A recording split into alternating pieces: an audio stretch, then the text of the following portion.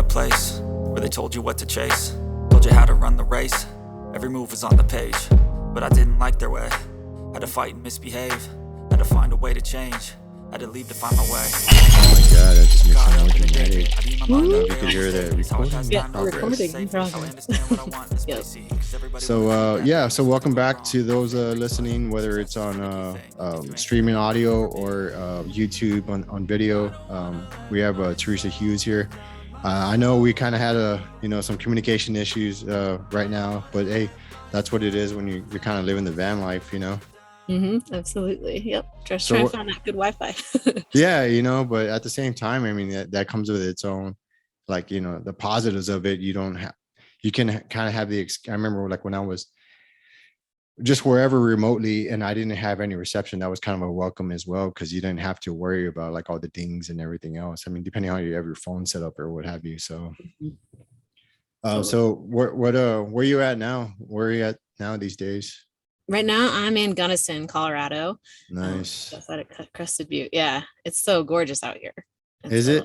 I mean, that's a dumb question, but yeah. There's hills on one side, rivers, mountains. It's good. It's gorgeous. Yeah. Last year I went to Carbondale, Colorado. I was there for a couple of days, and if you've never been there, that's pretty cool because you can ride granted, Crested Butte's probably the same way, but on one side of the town you have Prince Creek, which is like green and really beautiful, more like most Colorado is.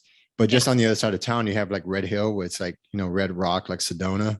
Wow. And it's just like really chunky, so you have like these two different terrains you could ride within, I don't know, 15 miles or so. That's wild. So I mean, I thought that was pretty cool. That's not something I expected. And then there was like a small jump park there, or something like a small downhill park, which is kind of cool. I mean, it's nothing like crazy, but you got to climb to the top. And anyways, they've got the outdoors figured out over here. It's nice. Yeah, I know. And I mean, we're trying to work that. Well, I've been trying to do that, like bring the mountain biking community as well as like the local nonprofits such as like Storm, and work with the city, I mean, not in the sense of going to all the meetings, but like when they've been putting bids in for the local, we attended those. We spoke on behalf of, why these parks are important, and mountain biking, how it, pertains to health, and all the things we already kind of know what mountain biking kind of brings. Absolutely. So valuable. Yeah. So tell us a little bit about yourself. Like if we can, you can put it like in a, I mean, take as much time as you need. It's you, but you know what I mean? Yeah, of course. And I was trying to think about how to introduce myself. And I mean, first and foremost, I think a big part of my identity is that I'm an adoptee. I was adopted from Paraguay when I was a baby. And in the past, like 8 to 10 years, it's been a pretty formative part of my life and my growth, just sort of trying to reclaim, I guess, my identity, trying to really form an idea of who I am, and kind of grow into myself, and I guess like unlearn some like behaviors that maybe came from trauma or things like that. So that's been a big part of my journey recently, and it's also kind of guided me through different types of travel, different types of like sport competitions. Like right now I'm very heavily into the mountain bike scene, but like back in 2016 I like ran a full marathon. So yeah, all of these different like explorations of self that I've been on this journey of doing in my recent adult life. But yeah, I think nice. Well, really exploring. Yeah, I mean, it's good you're on that path, because I think a lot of people, well, I don't say a lot of people are, but most people, I don't want to say should be, but they'll find that awareness when they need to, when they're ready to change or ready to, find that, and to kind of go, exploring in whatever way that is. I mean, sometimes like the physical activity, that alone kind of puts you in your own mind, and you have to kind of, when you're running, you have to question like, why am I doing this? What am I looking for? At least that's kind of what kind of has been coming to me, because I've kind of been on the same journey. Totally. I don't know, about like 5-6 years now. Really trying to like, move the boxes within myself, and, I should say open the boxes within myself, and trying to identify what's what, and where did this come from? Why am I this way? And through that, you kind of built these negative, I mean, these habits, whether positive or negative, and it's just trying to retrain your habits to where you think you need them. Does that make Yeah. sense? Yeah. Like in turning like behaviors into something that'll serve you and not damage you or your relationships. And yeah, I totally get that. And that Yeah. really resonates in terms of like you're searching for something when you're doing these types of like extreme sports or races. Like it was so funny because one time when I was like before I started training for the marathon, my mom had told me like, oh, those people who run marathons, like they've got to be fighting something. Like and then I went and ran one. And I was like, oh yeah, I guess. I mean, Yeah. yeah, but like it's a good challenge. It's a cool accomplishment. But then it's like at the end, it's like, are you looking for something more or like what? Yeah, what was driving that, and what is that? That like Yeah. It's kind of really, like, now what? yeah, Yeah. exactly. Like I did this. And so like, now what? Hmm. Yeah. Yeah. I think one of my first races, I was talking to another guy I had on the podcast last week. So it's Travis. Mhm. And that's where I was talking about like these, whether you want to call them demons or not, like coming in your head is kind of like, why are you doing this? What do you have to prove? Like, why are you trying to, be better than other people? At least those are the questions that were kind of coming in my head as Mhm. I'm like pushing my bike up this, it started raining and my bike, it just felt like it was just caked in mud. The tires, like rear tire wasn't spinning, the Oh, derailleur was bent. mhm. And yeah, it was just, I crashed like 6 times maybe, and Gosh. just pre-race. And it sucked. And all these things came in my head, but I just tried to like focus on one foot at a time. And, Mhm. but through that, I kind of grew a little bit, and each like opportunity that you have, you can choose whether to grow or to go the other way with it. Mhm. But yeah, so like, is that kind of what you find within yourself, or is it? Yeah, I think along these different like maybe goals that I set for myself, or I think like the biggest value has come from maybe like those steps in between, like learning that like the distance that I could walk or run, or like it's not about like that final like day of the marathon. It's like about all the training and the discipline that went into it. And then I guess like thinking about when I like went on my travels, it was like all the little baby steps that went into getting to that point of like leaving my job and like launching, it's like I think that there's so much value in all of the little things that add up to that final like goal. When, um yeah, and I mean, I agree 100%. mhm, And it's good you're aware of that. So mhm. you said you like left your job and just went. Like, what is that? Yeah, it was pretty exciting. So I like on the lines of like being adopted. So I was adopted when I was a baby, but I met my birth family when I was 20, or when I was 27, so 2016. Mhm. um Went back to Paraguay and met them for the first time, and they were Oh, super wow. welcoming. Yeah, I have a huge Paraguayan family down there. But at that time in 2016, I was still working for a company in Seattle called Tableau, and so I just had like a typical American vacation. It was a little bit longer than typical. It was like 3 weeks, but Mhm. that still like it just didn't feel long enough. I was like, I want to go spend more time down there. And so in 2018, I had saved up and I left my job completely. And Mhm. I kind of went with the intention to, see if I could live in Paraguay, like see what it was about. And I went and just sort of like went with a one-way ticket and saw where it took me. And I was down there for 3 months. And it was just amazing because my family down there, all of the branches of it, I have like 8 aunts and uncles, and then like all of their families. And so I've got tons of family down there, and they all were super welcoming. And I got to go and see how they all lived and how they worked, and just got immersed in Spanish and the culture. Nice. It was amazing. Yeah. But I did ultimately learn that like I, I wanted to continue to explore. And also like I think being raised in the United States, like as a female, like there's somewhat of different roles or expectations in like a country like Paraguay. And so I was like, I don't think I want to live there. but, but I was Right. like, I'll definitely be back. And but it also just inspired me to continue traveling. And so I went to a couple other countries in South America, and then I went off to Asia for like 7 months, and it was amazing. Because like when do you get that chance when you like don't have a job? and you just Right. have that freedom. So yeah. So if you, so how did, no, I'm like, so how did that journey begin? Like, how did you reach out to them, or did they reach out to you? Like how did that work out? So my family, my parents had always had like all the adoption information and was very open with me. And they had a couple of pictures actually of my birth mom, and then also her identification card.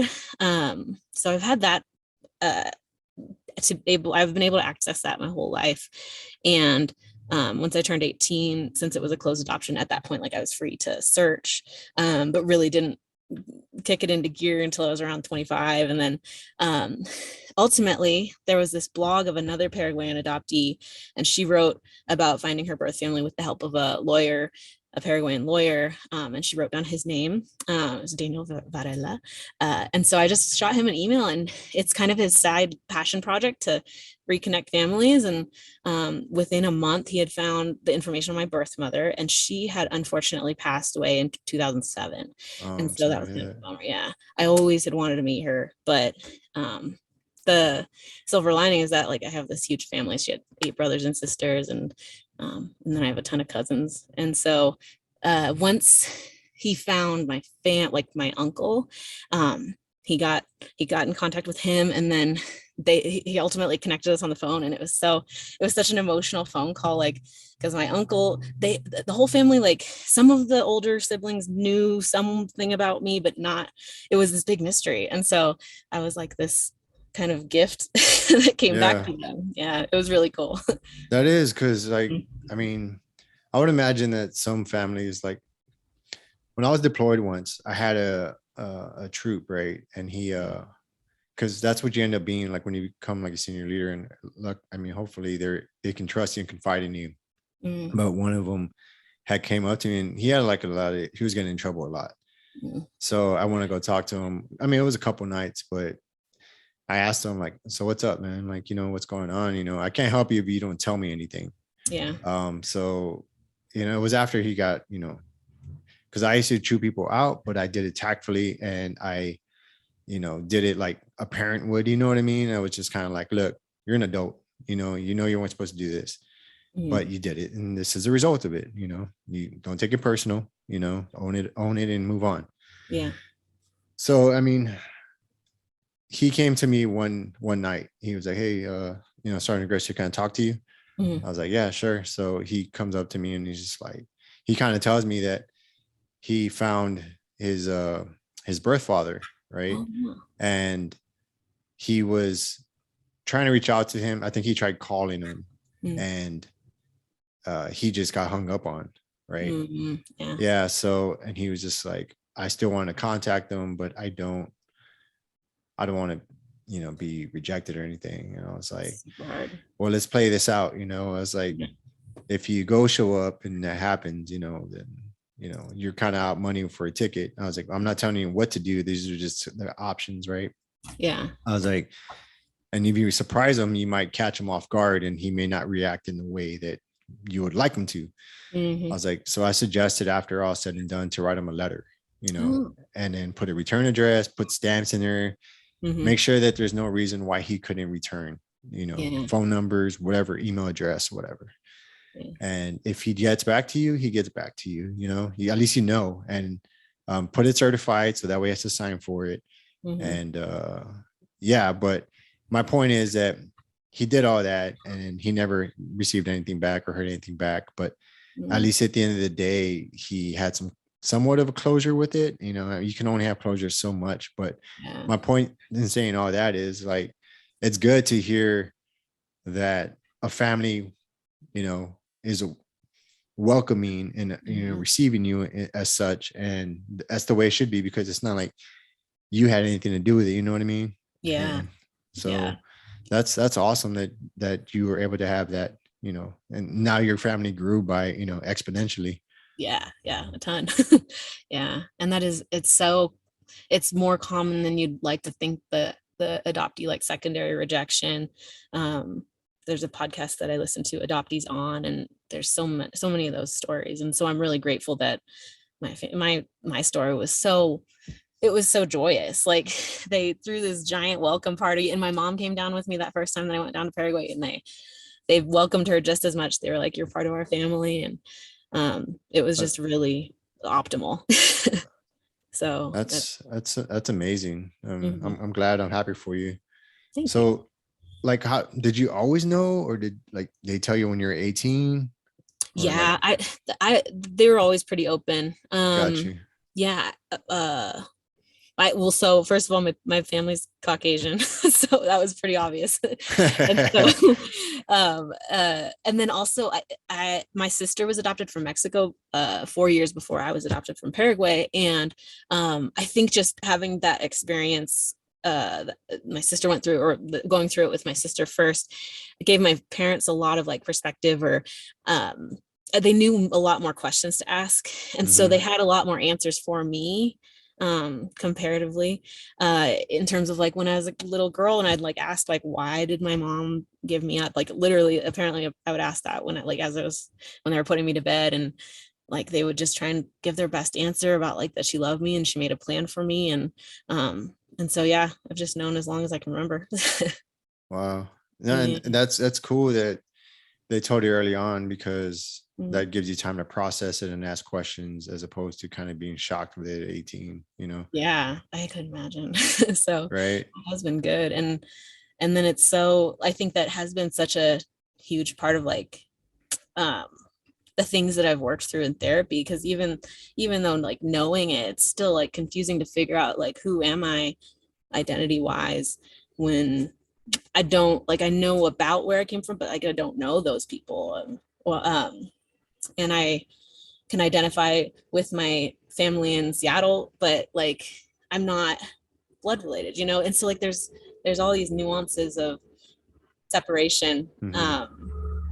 that I think I've definitely been working through in therapies. Um, and I don't know, I'm pretty proud of like the growth that I've had, because I think a lot of that like confusion, or ultimately like sadness, Mm-hmm. definitely came out in my younger years as anger.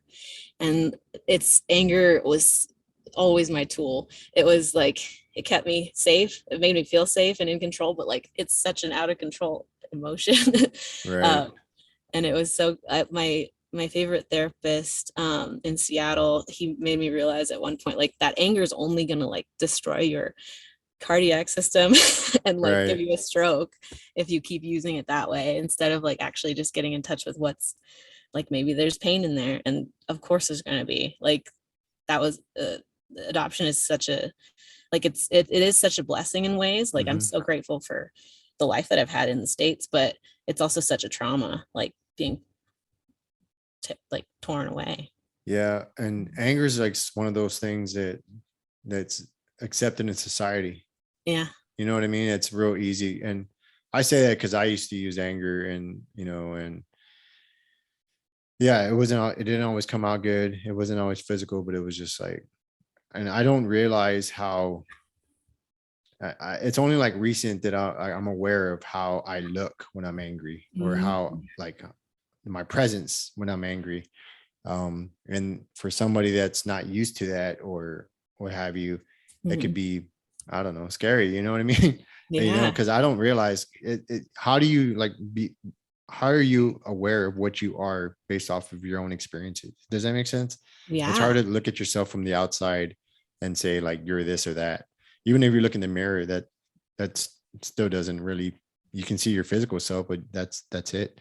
Mm-hmm. So I mean, yeah, and I did that, and like alcohol too. So those two things aren't good together, and just years Mm-hmm. of that. But it wasn't like, it's kind of like you became aware of, did you go seek therapy, or were you just like, hey, your parents were like, hey, you should probably go get seen, or like, I know when I was younger, my mom definitely was like a kind of always suggesting it. And I know like, but you can't really like force people to go and get a yeah. youthful session out of it. And so, but she definitely was always encouraging of me to try and find it. And I think around college is when I started being like, oh yeah, I think I do need to talk to somebody. and realizing that, yeah, I definitely in college, once like I was around alcohol and stuff, definitely took off with a lot of alcohol use. And I don't think I even realized that I was using it to just, mask whatever pain or anything that I was feeling. But I started to realize that I was kind of ruining relationships. Like one of my, like a good friend in college, like at some point, like I think I snapped at her one too many times, and she was like, I'm just done. And that made me realize, I was like, oh my God, I'm like, it's on me. like I Right. need to do something about this. And and that wasn't even in like a romantic relationship. It's like valuable like friendship. And so that's when I really started jumping into therapy. And then after graduating, once I got back to Seattle, I think I bounced through like maybe 4 therapists until I found my favorite. His name was Joe. And he challenged me a lot in really good ways and taught me some good things. And that was pretty general, like talk therapy.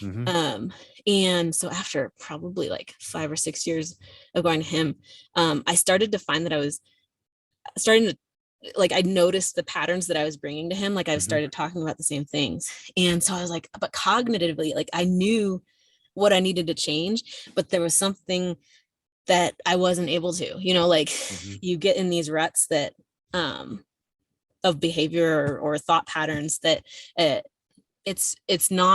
talk therapy isn't always going to get you out of that. And so actually recently I've found 2 other therapies that have been really valuable. One of them is called internal family systems. And then the other is called is somatic therapy. And so they've been really cool. I don't know if you've heard about either of those. Yeah, I looked up. I'm pretty familiar with a lot of therapies, but somatic one is one I looked up because I know you had mentioned it before. Yeah. But I want to go back to something real quick. Oh yeah. We'll go back to it. So you highlighted something that I recommend to people, and it's something I learned going through therapy and stuff I'm glad that you had the understanding like that, this therapist is not working. I'm going to go another one. I'm going to go another one. Cause that means that you were that committed to, own whatever it is that's going on with you. And you actively sought it out to try to change. Yeah. Because a lot of people, and I understand it, like, especially like with the VA and stuff, sometimes you call in and make appointments and they just, I don't know if they're just kind of saturated with, work, or they just kind of, numb to whatever, or they have their own stuff going on. I'm not really sure what it is, but you'll run into somebody that's just kind of like just checking the boxes, and like, that's frustrating on its own. And then like, so there's all these hurdles you have to go through just to get therapy. And a lot of people just give up, because it's frustrating. One, you don't want, if you're not in the place to be committed as you were to go get help, then you will find any reason why not to. Does that make sense? Yeah. So, and I say that because I'm kind of, myself, it took me a while to buy into therapy. I was just kind of just doing it, but I didn't really do the work until it was too late. And so it was good that you had, the understanding, because I tell people, like, you need to treat it like dating. You know what I mean? Like, they're not all going to be a match.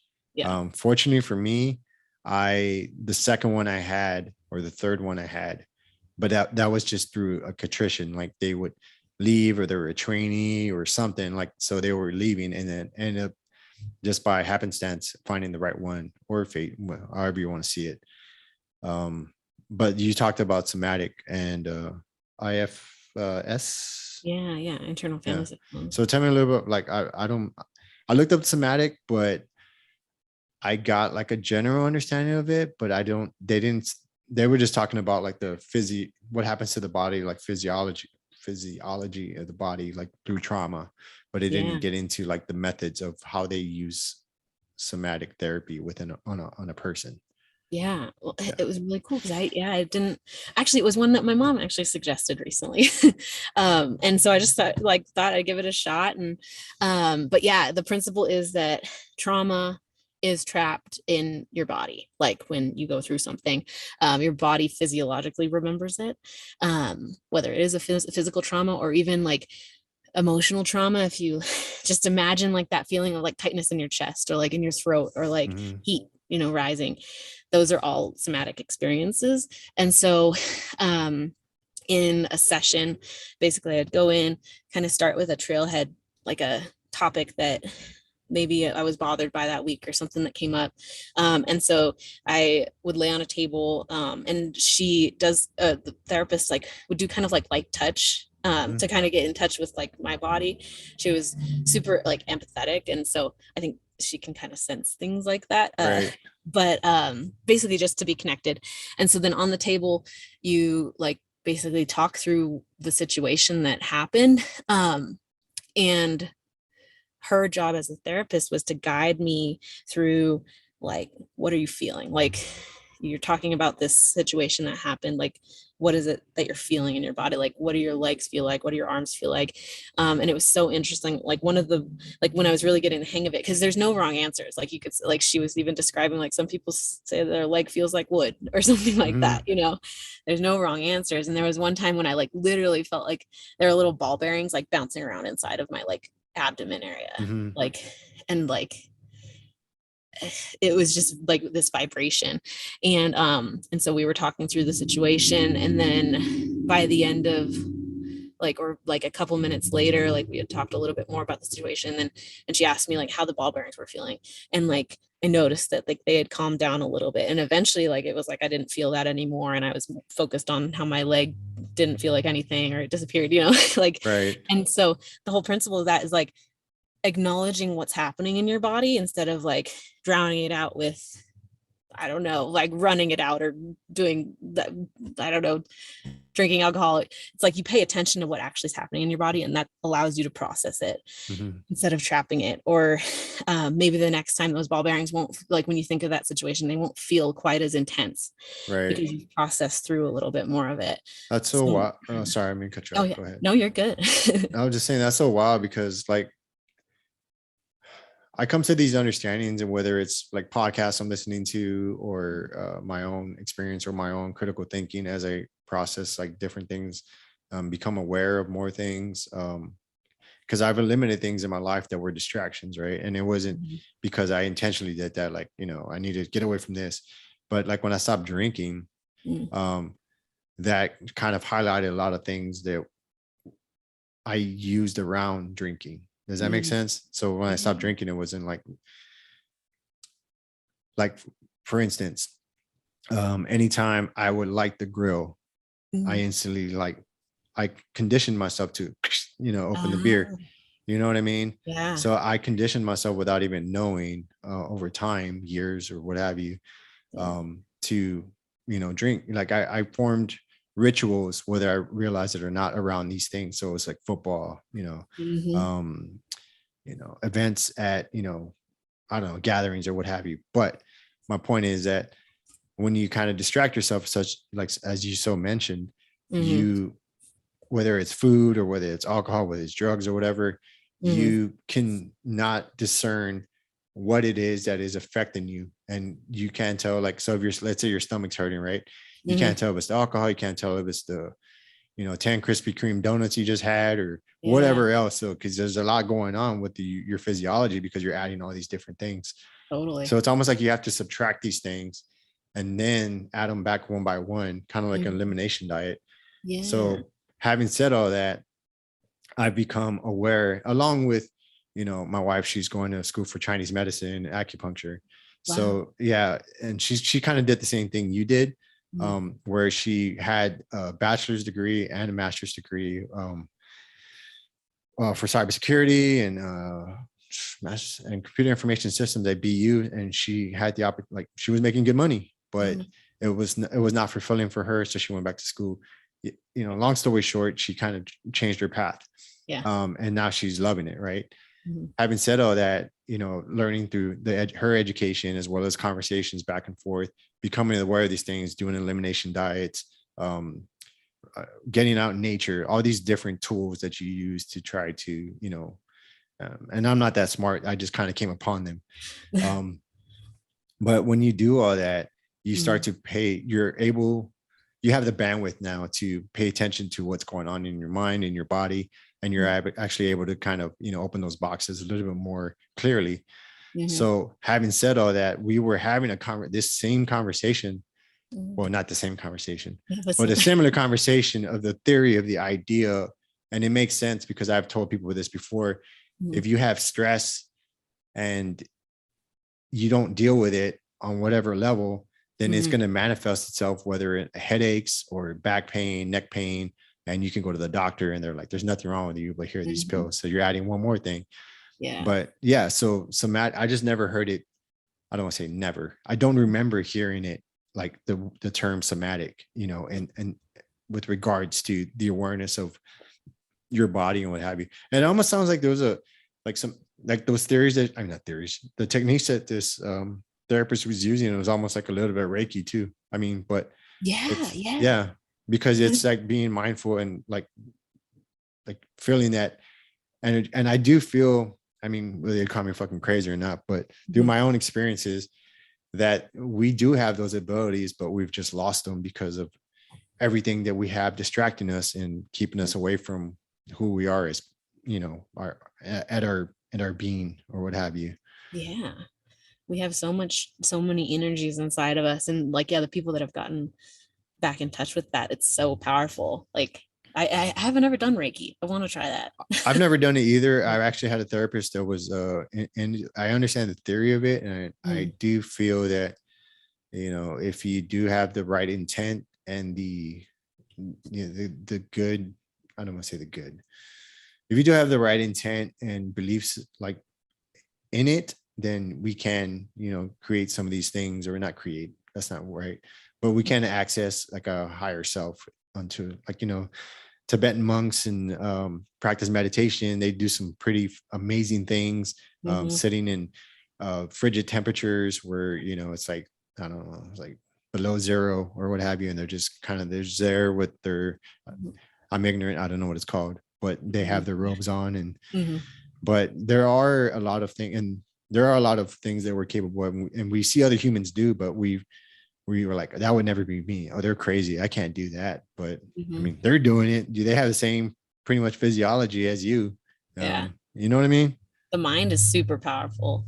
Like, it, because the mind is like, we control our thoughts, and then like that controls the chemicals that happen in your brain, Mhm. and that can control the chemicals in your whole body. It's crazy. Yeah. So yeah, and I had a friend of mine on, her name, she goes by Doc Pate, or Mhm. on Instagram, Mhm. Kate Pate, and she's a neurophysiologist, and she Mhm. does, like, she studies the brain and like how they uh,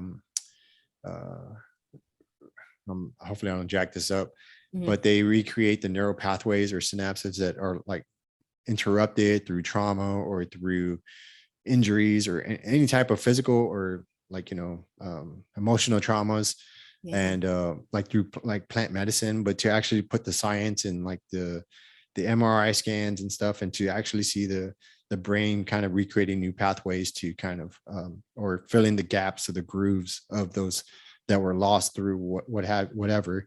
Mhm. Of course, time and place, time and setting is important. But anywho, so to your point, I'm pretty sure that if you were to apply, and there probably is science that supports this, if you were to apply the same and believe in what you're doing, and like, it's like healing yourself, right? I've heard of, and I've actually done this myself where I practice it, like, I'm like healing right now. Mhm. And I take time out in the day Mhm. and I imagine, it sounds fucking quirky as shit. Like if this was like 15 years ago, I'd be like, get the fuck out of here. You know what I mean? But Yeah. no, I seriously do. I sit down and I imagine like my chi, blood, what have you, just kind of passing through the parts of my body, and understanding like Chinese medicine a little bit more because of my wife, and Mhm. understanding it's stagnation, like bad blood in the area, so that guys keep moving so it can properly heal, Yeah. etc. Like all these things, I can imagine them and then paint a picture in my mind. Granted, I mean, it takes practice, right? You're not going to be able to just do it. It's a skill. Mhm. So I continue to do that. And I mean, knock on wood, I mean, it's the last few injuries it's paid dividends. I feel like where I'm back on the bike a lot quicker than I normally would be. Dang, that's really cool and Yeah. super powerful. Like, and that so I did a Vipassana course in Brazil. I was waiting for you to bring that up. Yeah, go ahead. Yeah. And that oh man, that like super resonates with that, because the Vipassana is it's kind of like a pure form of Buddhist meditation. And so Mhm. And the first so it was a 10-day silent retreat, and the first 3 days the meditation was like solely focused on like the sensations in like this triangle part from like your nose to your mouth. And so you're like literally just focusing on that area, and like the heat or the moisture or the dryness or the cold, Mhm. and just feel like focusing on that for like 12 hours a day or something Oh like that. wow. Yeah, like on in with breaks. But then using that like, I guess, focus, the rest of the retreat you're focused on like a body scan. But that's so cool that that's essentially like a meditation, but like on Mhm. those areas that are hurt. Right. Like yeah. And Yeah. Sorry, and go ahead. and with like that power of the mind, like sending, like in yoga even, like it's like, okay, like breathe into like the spots that feel tight or things like that. That's so cool, because yeah, maybe there is this aspect of like your blood is going to go there, and like with this intention to heal. And the big lesson of Vipassana was this concept of anicca, which is that impermanence, that everything is always changing forever. And I mean, that's like, we are constantly, our cells are constantly turning Yeah. over. And Yeah. You're just hitting on some things. I'm smiling yeah, because you're hitting on some things that were pretty profound for me in various yeah. experiences in the past year or so. Oh, very cool. But let's do a little exercise real quick. Oh yeah. All right. And for those of you listening, you guys could do it. But if you're driving, you probably don't want to, do this while you're driving. But I just kind of want you to you can close your eyes or not, but just imagine, like, just focus on your left wrist right now, right? You just focus on your left wrist, and you just kind of picture like just something there, right? Whether it's a light or whatever comes to your imagination, right? And then move, like, bring that awareness up to your forearm, to your elbow, back to your wrist, your left wrist, back to your elbow, up to your shoulder, to your throat, and so on. And you can feel something moving. That awareness is that what you imagine when you're trying to heal, like that's moving the energy or this awareness, which is the same thing, like around your body, to move awareness around your body. And with that, it's also like an energy. So the more you practice that, the stronger it gets. And did you feel that, or am I just talking like out of my butt here? Oh yeah. Like I shut my eyes and I was like, yeah, and maybe it's because I've practiced that kind of like scanning, Yeah. but that was cool because like then it was like taking your cues to like move. And is that what you do when you're like, because I know that, so you have the elbow and then your hand too, right? Yeah. So it's my, I ripped all the cameras over there. Oh yeah. I got 4 stitches in my hand at the base right here. You probably can't see it. I mean, I would have to get up here. here. Let me get up Yeah, and show yeah. you. Oh, okay. Dang. So yeah. So with that, it's like just that awareness, right? And that's what meditation, and you can, and I've been practicing this too. Like you can meditate doing anything. It's really just because when I first started to become aware of the idea of meditation was like I thought you had to just sit there with your eyes closed and be in the perfect lotus position and have your back erect. And that is one form. And then there's breathing and et cetera. There's like a whole different variation of meditations. But when you do any task, it's a form of meditation. If you stay in the moment and don't allow yourself to kind of trail off, in the mind, then that's a form of meditation. Does that make sense? Yeah. So I forgot where I'm going with that, but you were talking about Vipassana. And did I say that right? Vipassana. Vipassana. So yeah, that you were probably focusing on the throat chakra, which is in that area right there. It's the mouth, the speak. But I've actually, it's crazy because I've thought about going to one of those retreats because I've literally woken up through certain times in my life in the past year or so, maybe a little over a year, it's several times where I've woken up and I just feel like I need to like be quiet. Like I don't want to speak. I don't want to see anything. I don't want to be around anyone. I just want silence within myself. And that's something I would have never imagined doing. Like I would have never have thought like I need to just be silent and shut up because I would be bored, but I actually followed through. I think it's tough. It's a lot tougher than people probably give them credit for, to just sit there and not speak, because it's such a second nature to just, like, somebody says something and you have the ability to speak, you're going to speak. Totally. Yeah. So and go ahead. you have that like monkey mind that if you like sit with yourself for that long, like this monkey mind just runs.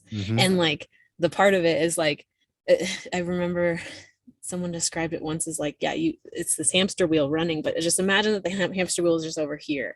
And like every time it starts running again, it's like, okay, you can go do that, but like, I'm going to let you run over here. Like you're not ever trying to control or stop it. You're just going to like observe that thought going past and let it go.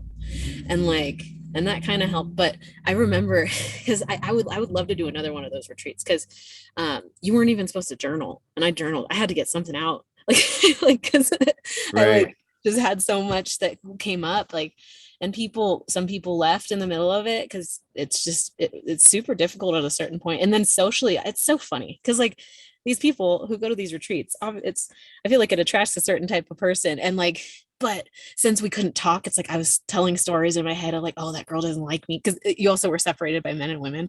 I'm like, oh, this person doesn't like me, but no, she's probably just focused and like in her own head like you are. Like, right.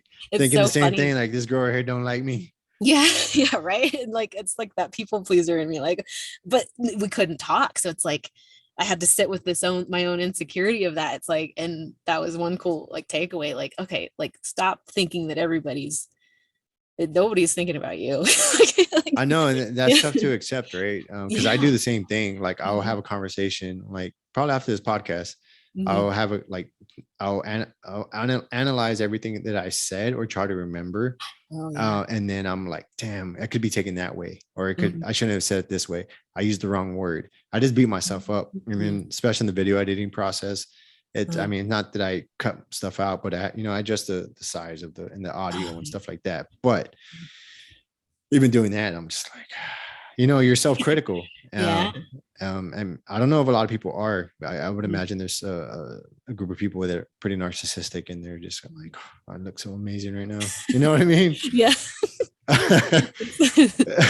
So yeah, so hard. You're like, oh, I'm just looking at myself. Yeah, I know. I and that's something I had to learn through this process, was just to, just throw it out there. Don't worry about it. Don't worry about like the followers. Don't worry about subscribers. None of that stuff. Like, because at the end of the day, like that's not what it's going to sound cliche, but that's not my why is, you know what I mean? Like why I decided to start having this podcast and starting to be so like public, I don't know why I did that, but public, even because I'm a pretty private person. And I think I shared that with you, but it's important to me that I don't know. I just felt this drive to do it, and with that came a lot of different things that I'm trying right now, to include mountain biking. Yeah. So what did you learn, if you don't mind sharing, but is there anything that you kind of took away from that 10-day retreat that you were just like, if I never did this, took this time away, like I would have never learned this about myself?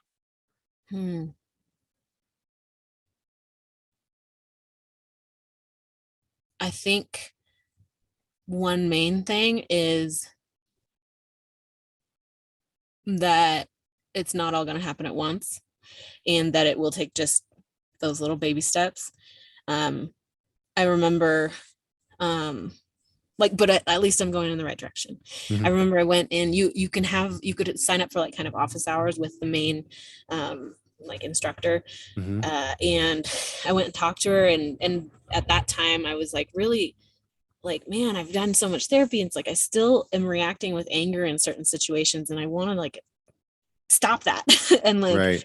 And she said, like, continue to this meditation, like continue like having compassion for those moments and the people who bring that out in you, because really like that anger is always inside of me. It's not like the person who brought it out. That's something inside of me. And so like that focusing inward, little by little, that reaction will get less and less if I continue to practice. And so just having that dedication and I guess perseverance to continue on the journey, like, and then it's not all going to happen at once. It's not all just like you're going to go to this 10-day retreat and be cured. Right. Yeah. So that was huge. And that's good that you had that awareness, because I think a lot of people that go seek therapy or seek, try to lose weight or whatever it is that their goal is, they don't have the awareness that like when this is over, I'm not going to be 100%. It's good to have that, to be aware that like, hey, this is part of it. This is like a rung to, to get me out of this hole or whatever it is I'm trying to get out of or become better at. And it's important to understand it. It is a process, because depending on whatever age you are, let's say you're, 42 years old, right? Mm-hmm. And you have 42 years, and if you just decided today, hey, I'm going to start to make myself better in whatever way that is. Mm-hmm. You have 42 years of bad habits and, conditioning and, these, biases and unknown biases that you have to overcome. And that could be overwhelming. Like somebody's listening to it, like, well, fuck, I'm not going to change because I ain't going to deal with all that shit. But if you attack it with the idea of, one step at a time, as you say, it sounds cliche, but you have to keep your world small. Like if you're doing any type of insurmountable task that is just like a mountain to you, you have to, what is it? The 100-mile journey begins with a single step or something like that. I'm probably jacking that up, but you get the gist of it. It's like, just start doing it. That's kind of how I started this podcast. Like I was at a trailhead. I had just started riding, and I had this understanding of like, I need to do something and I don't know what that is. And I was talking to it was actually another veteran at trailhead. And I got into the idea of starting a podcast or something. And he was just like, just start, like, don't think about it, just start. So I kind of applied a lot of that with it. Like, just, all right, let's just get better each time. Video editing, same thing. Let's get better each time. Let's mountain biking, but so it's the same thing. Like whether it's therapy or, changing a habit or whatever, it's like each opportunity that comes your way, don't focus on like 15 years from now, like focus on this opportunity right now and decide whether to go left or right or straight, or whichever direction. And if you jack up, then the next opportunity, and just try to start creating, as you said earlier, that new groove, those new groove of habits or understandings, or, you know what I mean? I don't want to beat a dead horse here. No, that makes sense. Just, like recalibrating every time. And then the huge part of that is like not dwelling. Like, I feel like so many people can get stuck in like rumination, which I did last summer. I got in a dark spot last summer, and like, it was so cool because I went to this one retreat actually in Taos, New Mexico. And like a huge takeaway there was like that I was sitting in a lot of like rumination and regret, and like, and that wasn't serving me. Like I needed to, adjust, like you learn something from some experience, take it and like move forward. And like, just punishing yourself isn't going to help. It'll just have you sitting in that regret and rumination, and then you can't be like your best full self, but like moving forward and taking that learning and making the next better decision. Yeah.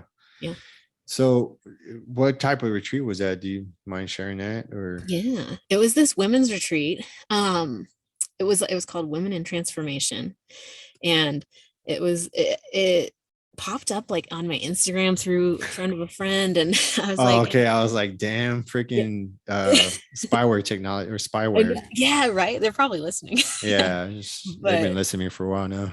And it just called to me, and like I also had. This was before I found internal family systems. And actually one of the leaders, she turned me on to internal family systems before the retreat. But I wasn't sure because it seemed like it was like directed towards like middle-aged women, but like it was valuable for there was like a 20-year-old. And then I was in my 30s. And so there was a whole range of us. But the whole principle was like kind of releasing whatever burdens like were holding us down. And we all had different stories and we're at different stages in our lives, but like it was I don't know, it was really cool just to be surrounded by these other awesome women from all over the country, folks from like New York and California and everywhere. We did some really cool outdoor activities. Taos is beautiful, and we did like the Via Ferrata, kind of facing some fears, and then we took a long hike and did a lot of journaling. But yeah, it was a lot of it was really well done. And then we had like one-on-one sessions, and that was where I really like kind of addressed some like, what am I doing with my life? Like I was kind of in a moment of, I was in a moment of transformation. Like I left my job, I moved back to Washington from Texas. I had left a relationship, and it's like, I was just like, what am I doing? And just really lost and stuck in these patterns of regret. And like, it was really helpful in developing some new mental habits, because literally like, I would go start like spinning around in my little regret spiral, and like I had the power to say, no, I'm going to focus on like what this tree smells like now. Like, as simple as that. But like developing that pattern or that habit of like, we're not going to go there anymore, we're going to turn this way, and making that spiral shorter and shorter each time. It was really cool. Yeah, because that's essentially what you're doing. And that's like another form of meditation. Yeah. Like it's the using specific aware. I know one of the programs I went through, that's one of the things they gave us like a graham cracker, right? And maybe some chips or something. I forgot what it was, and we would have to eat it. And this was it was pretty foreign to me at the time, because being in the military, you just fucking like just chow down. Like you don't even realize how fast you're eating because it's so norm. And that's something I still try to work on, is to slow down eating and actually enjoy my food. But they would give us a graham cracker, and they would have us describe it. Like, is it sweet? Is it, like, we had to describe, they didn't tell us, but that was it's sweet, it's crunchy, it smells like this, or, so you had to chew slowly and like really try to meditate on what you were eating. And like, and there's also another form of that with eating, like as you're eating, consciously, visualize it, your body absorbing the nutrients, and there's like science to that too, how that benefits you. But I don't want to go off on a tangent. That's really cool though. Yeah. So there's all these different things that you could do, and going back to the mind and accepting those ideas, and that positive idea of like, and because think about it, if you're stressed out eating and you're just rushing, your cortisol levels are rising, you know what I mean? And that puts your body in a state of, fight or flight, depending on how high your stress level is, and your body doesn't really function the way it should. That's kind of like circles back to PTSD, and, various forms of like, there's different offshoots of PTSD, and then different variations of it, but everyone's experiences are different, but the symptoms are the same, if that makes sense. Yeah. Did I confuse you? No, not to say that you did. It makes sense. Like, because just in like that comment that you just made about like that, when your body's in that fight or flight, it's not doing the right process. Like if you're eating a sandwich, it's not going to process the same way as someone who's not in that high cortisol. Right. Like that's super interesting to think about. Because your physiology is all like in a different state. Like it's survival. Like I need to hurry up and eat this, because going primal, a freaking saber-tooth tiger is going to eat me. You know what I mean? So you're just like, your body doesn't know the difference. It just reacts to the environment in which you see it in that moment. Whether or not that's reality, it's your reality. And depending on what that reality is, can affect what you're doing in that moment. Does that make sense? Yeah. Okay. I'm just like, because sometimes I go off on tangent. I'm like, whoa, did I tie that together with that? And you know what I mean? So like going back to like all that, how did you've been to quite a few places, and Mhm. is that, do you feel that was kind of your, like, when you're challenging yourself physically in whatever, whether mountain biking, marathons, or what have you, do you feel like you were kind of doing that, like seeking outward to, like, on all these different locations of traveling, or is it you just love to travel, or is it Mm. like one and the same? Maybe part of it, I definitely love traveling and like Yeah. learning and yeah, and seeing new places. That was one huge driver. Um, I think I remember having a conversation before I left for Asia with my mom, and like usually I'm pretty like, I don't know, stoic or something, which is funny. Like or like I don't like to We're walking mm, contradictions. I get it. yeah, right. Like Yeah. I think I try and stay positive, or like don't like to show like the negative, or actually I've gotten better at like being able to show like more vulnerability. But I was like, it was so funny because like I before I left for Asia, like I one time I just finally broke down in front of my mom and I was like, I'm like scared. And she reassured me that it'd be okay, and like and things like that. It was great because I know obviously she's probably worried about me too. She's always Mhm. worried about me. But like she was very encouraging. But that was one moment where like, but that's the value in it. Like I did it even though I was scared. And I even gave myself outs. Like I think my first stops in Asia were Hong Kong and then China. And I don't know Oh, the badass. language. And like they're hugely different cultures, right? And so I was like, okay, if it gets too hard, join a formal tour. But it never got too hard. Like there was Google Translate and people who spoke English, and like and I like, and one thing that I've taken away from traveling anywhere internationally and in the United States, I think overwhelmingly the majority of people want to help. You can find the bad ones, but the majority of folks are good and want to help, and that's been really cool and like uplifting in my No, and that's good to hear. working. I mean, I Yeah. went to, granted, it wasn't Asia. I have been in Mhm. Asia, but never, not yet, China, Yeah. or Hong Kong or what have you. Mhm. But that's one thing, because if you kind of just stay fixated on the news, or even if you kind Mhm. of, tap into it for 30 minutes a day, Mhm. and even on online social media, Mhm. there's the general consensus, depending on what you follow or choose to, intake information wise, that's kind of like the general consensus. Like everyone's fighting, Yeah. no, like we can't talk to each other anymore. And Mhm. I've been guilty of saying that too, because it does seem like because attitude reflects leadership, right? Mhm. And if our leaders are fighting, then what are the people going to do? We're going to fight Yeah. too. Yeah. I mean, granted, there are a lot of things that are going on right now, but Mhm. if so, going back to my point before I go off on that, Mhm. um, when I went to Oregon and when I drove to Oregon, I didn't have a plan, and that's kind of the way I operate. I told you before, I kind of go with the flow. I go off feel a lot, and it sounds strange to say, but at the same time, that's the reality of it, right? That's just kind of how I operate. Yeah. And that's all I saw. Like I went through New Mexico, Texas, of course, Arizona, and all these different states, and even the small towns, like everyone was really nice, very talkative. And I've ran into, like, not on this trip, but in my life, I've ran into like racism, or Mhm. discrimination, but I didn't get any of that. You know what I mean? Everyone was really nice and talking to me, and I Mhm. had people come over because I took two of my bikes. Mhm. They're just like, man, how big are those tires on that bike? And just, and this was like in somewhere like,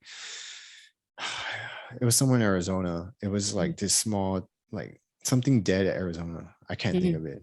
But either way, it was in the middle of nowhere. Yeah. Oh yeah. And I even one night I slept at a rest stop, Yeah.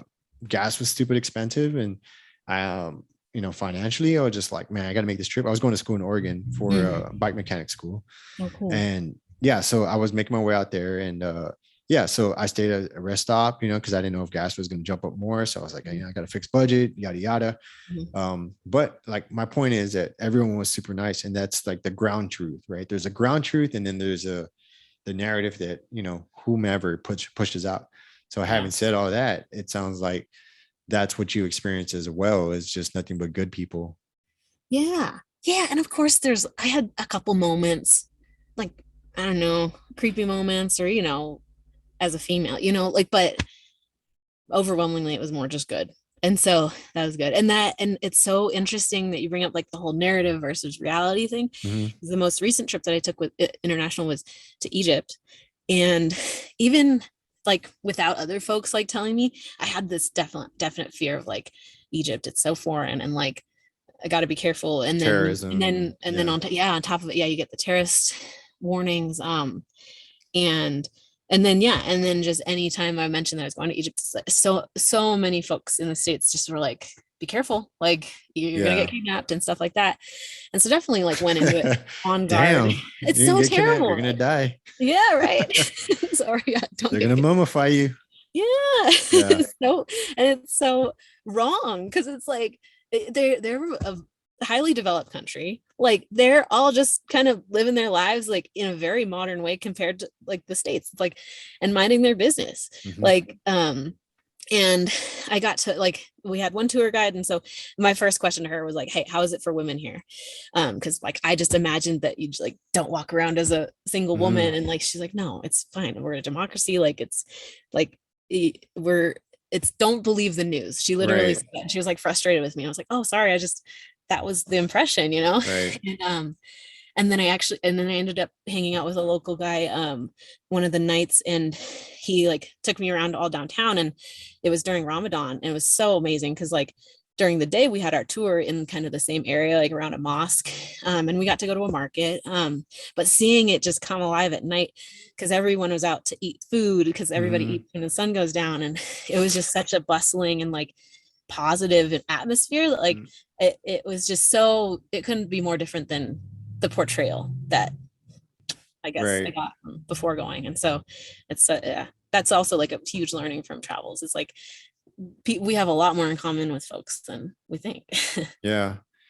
Yeah, I know. I mean, my experience like with something like that where and I feel like an asshole. Like I realized it in the moment. I went to Djibouti, Africa while I was in. And I mean, I landed there. I mean, the airport, you go into third world countries and it's just a different operation, right? There's just, it's not as secure. Maybe they don't feel as much need to secure because the ground truth, like we just talked about, is different than what we are aware of. And it very well may be, the case. But in my particular situation, I landed there and I got off the plane. It was just kind of like chaos, but it was like organized chaos. Everyone kind of knew what to expect. And then like I had orders and they didn't. Either way, I get up through security. I get my bags. That was a shit show because I had stuff in my bags. Like we took rope, we took gear to climb, like climbing gear and stuff like that. And we had all these like instruments and tools. So when we went through customs, they were just trying to take everything. What is this? I get outside the airport and in my mind, maybe it's conditioning to Hollywood or maybe it's just my own unknown bias or what have you, but I expected to see fucking lions and like zebras and all these things, being completely ignorant to, the landscape, the advances in technology or what have you. And not to say that it was like, like Los Angeles or I don't know, so any modern city or what have you, but it had vehicles, people spoke English and yeah, it's kind of the same thing. So really quickly, I learned that, I had these stereotypes that, is that the right word? Stereotypes that were not true about the place I was going. Yeah. I mean, granted, I did see some crazy shit. Like I saw a bus pull up and it was a school bus and it was on a busy street. Keep in mind, I'm pretty sure, like in Egypt, they just drive like crazy, right? Yeah. It's like, but it's just like this chaotic symphony of flow. I don't know. It's crazy. Yeah. Nobody hits each other, which is strange, but it's just like everyone's in this like different, flow of energy or what have you. It's just chaotic, but to us it is, but to them it's normal. Yeah. But having said all that, there was a school bus that pulled up and there was kids waiting for the school bus because I was in a bus and I was just kind of, that's one thing they teach you is like, always be aware of your surroundings, just kind of always. So I've actually okay, I'm getting off on a tangent. I saw this bus, right? Yeah. And the kids were jumping in through the window, opening the back door and jumping in through the back door. I guess to go to school or go home. I'm not really sure. But as they were doing that, the bus was taking off. And there was kids like literally hanging out the window. I was like, what the, it's strange to see, but that's their norm, and so anyways, I had all these misconceptions going in, and I just felt like an asshole American for assuming that it was one way or the other, I guess, for whatever reason. So to your point, that's good. It was a positive experience and you didn't get kidnapped or mummified or anything like that.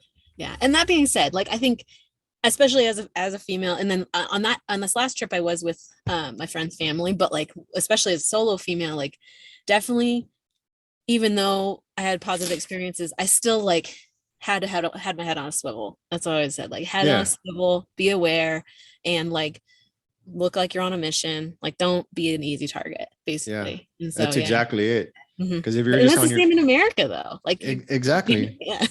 The people that get like carjacked and stuff like are people that are on their phone, not paying attention.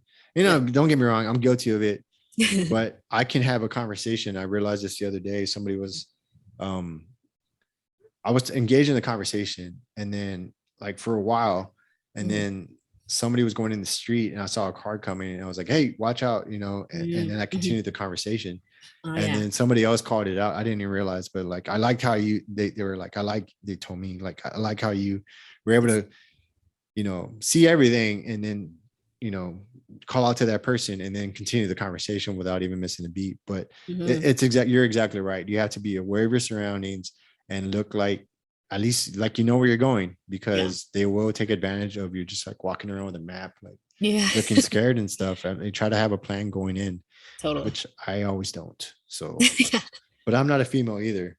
There is fun in like being spontaneous and going and that's kind of my thing is, and maybe I learned that from my mom. My mom was for different amount of reasons, but she was very spontaneous. But so it would be on a Sunday and like we're going to the lake, like oh, we ain't got no money, but she was like, figure it out, do bologna sandwiches or whatever, but we go to the lake sometimes, That's awesome. So that's probably where I learned that from, but I do like doing it. And then the other part of it is in the military, they always, at least I learned, maybe other people didn't interpret it this way, but the way I interpreted it was like, always vary your routes. Like don't ever like have us, I don't want to say don't have a schedule, but that's kind of how I went through life, was not telling people where I was going. I still do that. I still like I don't broadcast where I'm going, and which is strange because I'm like my profile is public, and it's strange because that's what a lot of people do. They're like, hey, I'm going to be over here. And part of me wishes I could do that, but I'm always fighting myself like, well, I'm going to give people an opportunity to know where I'm at, where I'm being, and like who I'm going to be with, or etc. So anyways, that's a long story to say that I know what you're talking about. Be aware of your surroundings. Yeah, being careful. So how was Egypt? Like, it was really cool. Pyramids? Yes, I got to see the pyramids. I spent 3 days in Cairo. And that's my also side note is that I was in mainly Cairo. I didn't even make it down to like Luxor, Aswan, which is also like in the Valley of the Kings. But my family friends, they did that part of the tour as well. And they said it was amazing, like seeing the actual like tombs and things, and then also doing a Nile cruise. I decided like I didn't want to take that many days off work, and I kind of wish I had. But I mean, I just went to Cairo. Yeah. At the same time, maybe it wasn't also your like timing to go there. Yeah. You know what I mean? I could go back. Yeah, that's what I'm saying. You could always go back. But I also know what you mean. Like you're already there. You want to go and try to make the most of it. But if you were to try to squeeze that into one trip, it might have been like too hectic and too stressful, and you may not have had enough time to appreciate, what you're seeing. Totally. Yeah. And it was cool to be able to like hear at least about it. But yeah, so I did Cairo. The pyramids are gigantic. And just the stones, like, taller than me, like, and then imagining like moving this giant piece of sandstone or stone. Yeah. Like, it's so crazy that it is a wonder of the world. It's like such a feat. We did ride the camels. Oh yeah, those are always fun. Yeah, I hope that that's not a cruelty thing. I was like trying to Google it because I know you're not supposed to ride the elephants in Thailand, but anyway, it was cool. Yeah, but I mean, I don't know. That's anybody can make a decision left or right on that. That's It's true. like you're not like kicking the camel. I mean, Mhm. people have ridden camels for centuries. True. It's just new to us because we what's the word when we antimorph morph? No, I'm jacking that up. When Anthropomorphic? Yeah, like when you make the animal like human, or Yeah. like you relate to them in a way where you like, that's cruel. And I'm not Mhm. saying be disrespectful to it, but people do that to horses too, but people ride Mhm. horses all the time. That's true. They raise camels over there, right? They race them? Well, Oh, I don't know that's about in Egypt, but I know yeah. in UAE they do, in Qatar they do. That's Yeah, they like bet money and stuff, and people like ride and raise camels. they're cool. They're fascinating animals. They're They just like, are. they're so different. And seeing them up close, they're big and their feet are so big. And Yeah. And they're yeah. grouchy too. I mean, they're in the Yeah. freaking heat. I would Yeah. be grouchy too. Yeah. I thought that the mine, like he had turned his neck around and I thought like he was trying to say hi to me. And I like started trying to lean over to pet him, but he like totally snapped. And Yeah. I was like, oh, that's not okay. I won't bother you. But yeah, that was really fun. And then another one of the days we like were in town and we went to like a mosque in town and a bazaar and Mm-hmm. um it was cool to go around the markets and bargain and stuff. Oh, and that was another fascinating thing is we went with my family friends, like they're white folks and then like our tour guide sort of just let us go into the bazaar, but they were giving us, and I also, none of us speak Arabic, How and so dare you? yes, we were very clearly Sure. tourists, and so they like gave us like these prices that were kind of too much. And but then when I went back with that guy later in the night and he spoke Arabic, he's from Egypt, they gave him like literally like half or less, like their first offer. It was Yeah. great. Yeah, it was cool. Yeah. They definitely make their money off of us. As they should. We Yeah. got it. Because if we don't do our research and stuff, it's like they're gonna, but yeah, it's the same thing. Like when you go, and it was always so strange because like when I was in Turkey, Mm, uh like one of their customs there is to haggle. yeah. Yeah, so it was like, and I'm not used to doing it. I mean, obviously Mhm, we're American, and not that I have a lot of money, but mhm. I don't know, like maybe it's me just being trustworthy or what have you. I'm not sure, but it's just like, if that's what it costs, then that's what I'm going to pay. You know what I mean? I'm Yeah. not used to it. And maybe that's an American thing. I'm not Yeah, but sure. it's Go such a ahead. cultural thing. It's like a game that they want. Yeah. Yeah. And Yeah. like It's just like, most of them not to. yeah, it's just part of the culture. Yeah. So, It's but pretty when we cool. would go, like people would like yell, like they would see us and it's like all they saw was MTV, Oh, yep. and they would just recite whatever like slang that was on MTV. Oh, And yeah. they were like, what's up, my brother, and just Mm, stuff like that. And it's like some of the guys are with us, they were black and they were like, mm, we're African American, and they would like be frustrated. And I mm, understand, I'm just like, and I was like in charge at the time. I was like, dude, like they don't, that's all they get. You know what I mean? mm. Like they, I don't want to say they don't know any better, but they're not trying to be mean to you. They're trying to relate to you. Yeah. But That's yeah, it was always like, come on, we hook you up, best price mhm. for you Americans or Yeah. whatever. But I mean that was just part of it.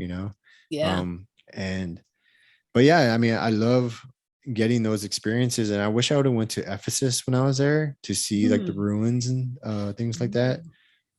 And It's yeah, there's these ruins in Turkey. Like if you ever a chance, go to Izmir. Well, I mean, you want to check the current state of of I don't know. the I don't Middle know East. what the current like situation is there, but I know there was kind of like back and forth stuff. But Izmir, Turkey, that Izmir. place is beautiful. Yeah, Okay. it's I mean, Yep. it's like it's a coastal town, it's on the water, Mm, and Ephesus is not too far from there.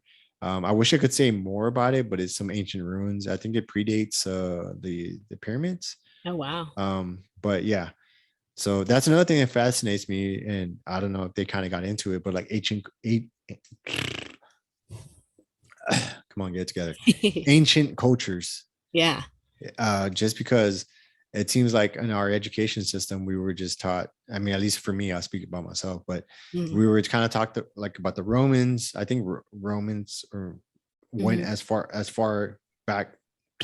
I I can't speak right now. That's about as far back as we went, was the Yeah. Romans, if I remember correctly. Yeah. And then it was like, yeah, so the Romans, and then before that, it was like, you know, they got into like, you know, Neanderthal, Paleolithic, Mesolithic Mhm. era and stuff like that. But it was like, well, hold up, like, how did we get from there to there like so quickly? You know what I mean? Mhm. Like, there's like a huge gap in time. But yeah, all the stuff they're uncovering now, like in Egypt, and like, you know, understanding like, because there's people that thought that they cut the stones of the pyramid with like these what is it, copper or bronze tools. Oh. Yeah, so there have been scientists that try to replicate the cutting of the stones, and they're Mhm. like, they were going through it with, they even put water on there to try to cut through the sandstone, and they Mhm. couldn't. So they pretty much debunked the idea that they cut them with bronze tools, because Mm. people, that was the metal at the time, the strongest metal supposedly. Wow. So it even kind of draws more like curiosity to the area of how, you know, these huge stones were finely cut with almost like to Mhm. like laser like precision and stacked upon each other. You know, there's all these, yeah, it's wild. Like, and have you kind of went down any rabbit holes of what the pyramids were used for? Like, because a lot of people say that they're, the traditional ideas or history about it is that they were tombs, Mhm. and that is partially true, but there, a lot of the shafts, I mean, you were there, I just know stuff from YouTube and, you know, all this other stuff, but the shafts and stuff like don't make sense, in the sense of like people don't fit in them. So it's Mhm. like, well, how did, like, what was this for functionally? Mhm. Have you tracked any of that, any of the I feel like a lot conspiracy of theories or whatever they kind of? yeah, I feel like a lot of it was from my own just like YouTubing and stuff. On the tour, it was just very cut and dry. Kind of just more just Pun the ancient, intended. like, yeah, yeah, exactly. Just like that they were tombs and for like sacred kings. And so, but I have like read or heard this, the like alien theories, and then definitely the spiral theory of like how they assembled it seems feasible. uh was there, I thought I've read about a theory of like them cutting them with water somehow. Yeah, that was one of um them. yeah, but I heard that But like the whole, like when it in its heyday it was like shiny, they right? used to, Yeah. well, I don't know this for certain, but I heard, I've read that there was marble on top. Like they, Oh, it was all covered in like white marble. that would be And dope.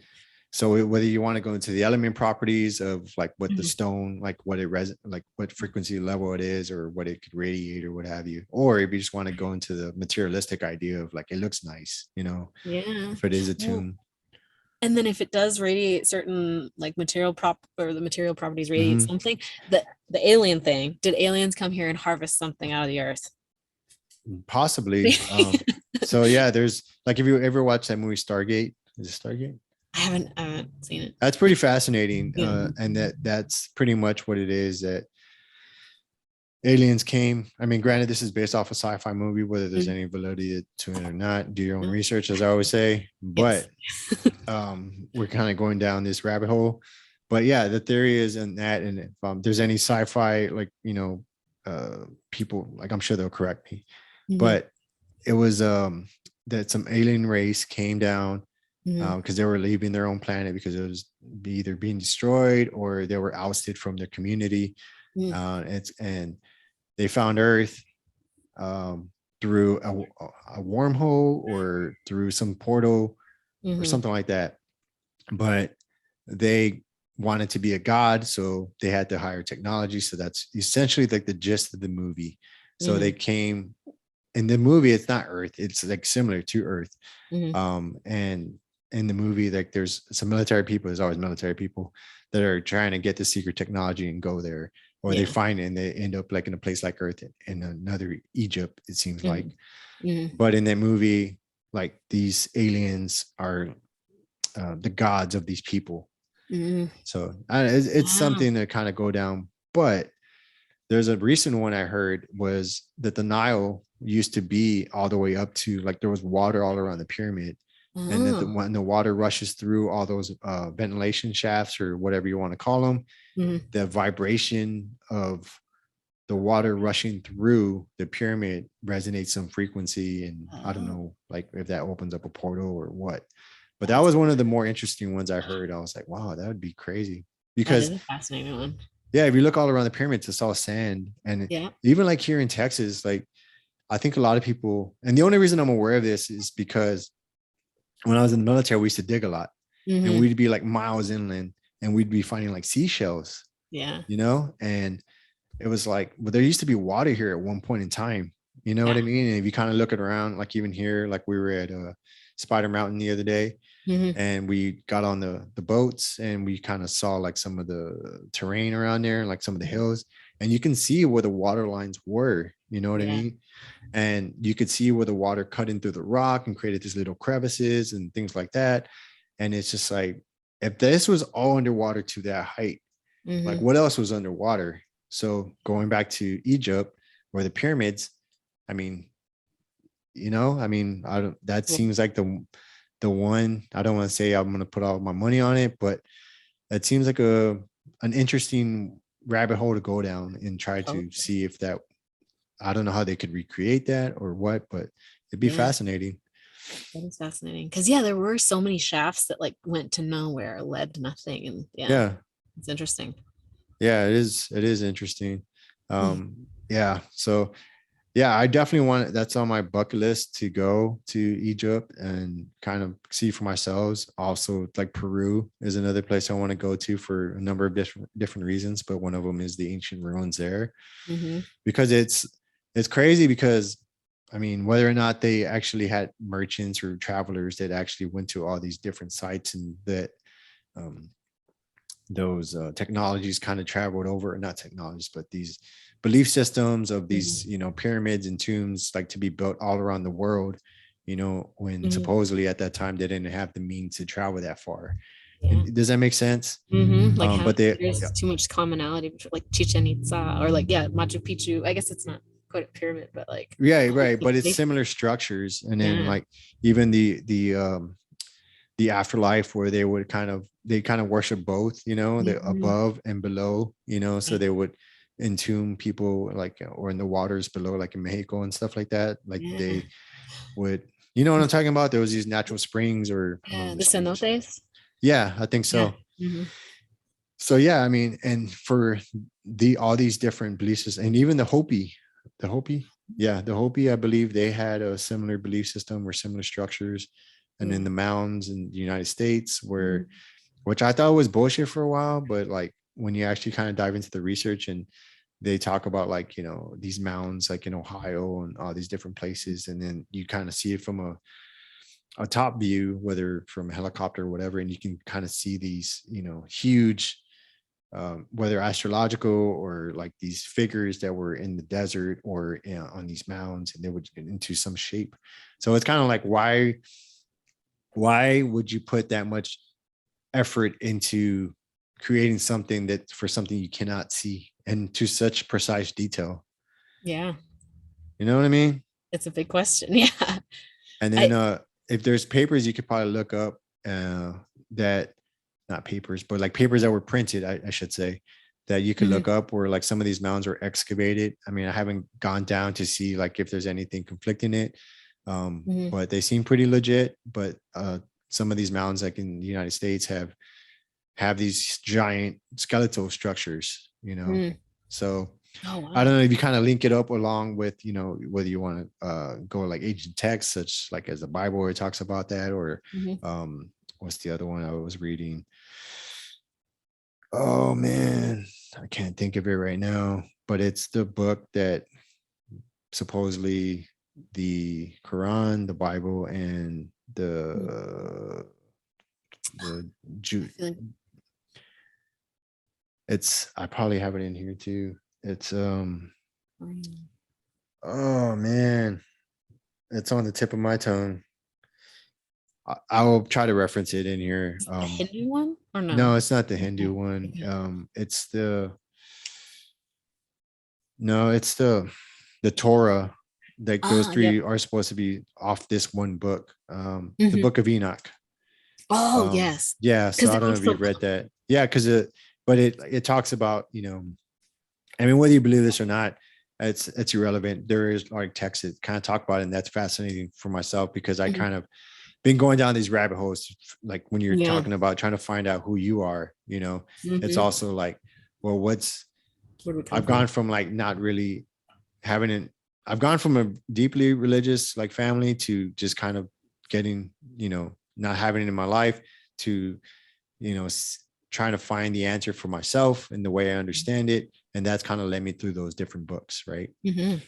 So with that, yeah, it's just, you kind of, if you were to throw all these data points on the wall and then kind of like see what picture it paints you, it's just, it's curious at the very least that like all these different texts from all these different sources have kind of talked about all these similar things, and whether or not, you know, what time frame it is or not, you know, it's interesting, definitely. Super interesting. Because they all have like a flood story. Yeah. Like a, I forget. Giants, flood story, Mhm. famine. Oh, yeah. Yeah. And I mean, there's numerous other things that kind of that you can tie things to. Have you ever gone down, have you ever heard of archaeochemistry? No. Oh, no. So archaeochemistry is, I heard this on a podcast, and I really wish I could, maybe I'll put the name of the individual that did the science below. But it was some young guy. He probably put like 10 years, almost lost his marriage, diving down this rabbit hole of, I forgot where it originated. Maybe it was a book that he read that he led him down this path, but he decided to try and test all the artifacts from all these, not necessarily religious sites, but that happened to be one of them, but these ancient sites where they had rituals or what have you, and to test the inside of the vases or goblets or whatever that they had, and put them on a spectrum analyzer or something to identify what all those ingredients were in that at one time. Yeah. And the things that they found was concoctions of different like psychedelics that they used to use during like ceremonies or what have you. Bless you. Yeah, thank you. Ceremonies or what have you. And the one of the things he said was that they used to use them to, again, do your research, that they used to go down like to usher in the dead or usher out the dead or in the dead or born, or not the usher in the dead, usher out the dead. Like, so that would make sense if you kind of know anything about psychedelics or anything. But if you know, treat them with respect like anything else, that they could, you know, be, and a lot of the science is showing this, you know, Johns Hopkins University has done studies on it. The VA is kind of talking about using psychedelics within PTSD, like trauma sessions for veterans, so forth and so on. It's like kind of the new, you know, I don't want to say the new, it's the old, but it's new. Like they're starting to allow it now for, because obviously we have a epidemic of, you know, mental health in our country. And let me preface this, like, don't just go take a psychedelics because you think they're going to fix you. You have to, it's best if you don't have any underlying, granted, do your research, don't completely listen to me. But if you have an underlying, I don't want to say disabilities, but pre-existing conditions such as schizophrenia or like bipolar or anything like that, then you probably shouldn't do them because it could accentuate or make things worse for the individual. Yeah, so be mindful of that, and also place and setting, and don't, I know people doing recreationally, but I don't think it's wise to do so. So, you know, and there's more, you can go down the rabbit hole on that. But going back to my point, yeah, it's pretty fascinating. Like to me, like how that at one point in time was part of it, and then all of a sudden it just kind of like phased itself out in one way or another. And regulated, and yeah, not even regulated. It was like a Schedule 1, I believe, like just like cannabis. And growing up, I mean, I remember, I don't think my mom ever used it, but I remember because somebody triggered the thought when we kind of brought that up in a discussion on one ride. But I think it was my neighbor, like my babysitter, they used to have like cannabis leaves in alcohol, and they used to Oh, use it to rub on like sore muscles or whatever. But I interesting. didn't know what it was. I was a kid, you know what I mean? Like I Hmm. didn't know what it was, but some people call it the original medicine. But if I can reference something back in, the difference between a medicine and a poison is the dosage.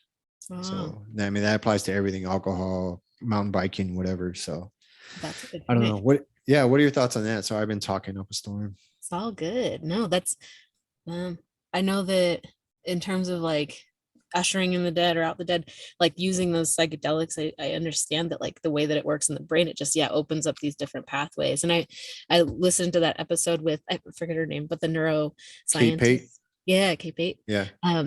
Just and that's the whole principle with like PTSD is like rewiring these pathways Mhm. to like get you on a different like pattern, I Mhm. guess.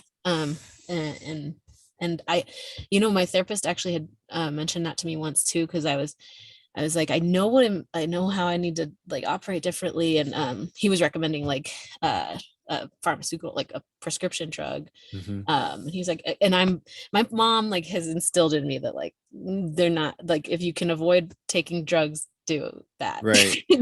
And so I was like, I don't want to, but he was encouraging me to try them at one point. And thinking of it as like you've done all this work to know that you need to get your wagon wheel in this different rut, but Mhm. sometimes you just need that extra like push into the different. Right. Yeah. And you can use like medication for that. And I think I guess I've only ever taken like Adderall, but it kind of helped, I guess, in some ways. But Yeah. I've yeah. never taken Adderall, but Yeah. I mean and that's interesting. Like I'm kind of conflicted when it comes to medications because Hmm.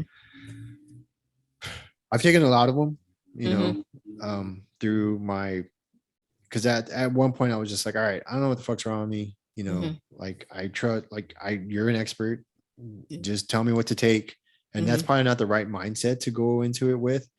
And nor was I probably in the place to accept it. Even if they told me like, well, these are your options, I probably would have taken the easier one in the beginning. Hmm.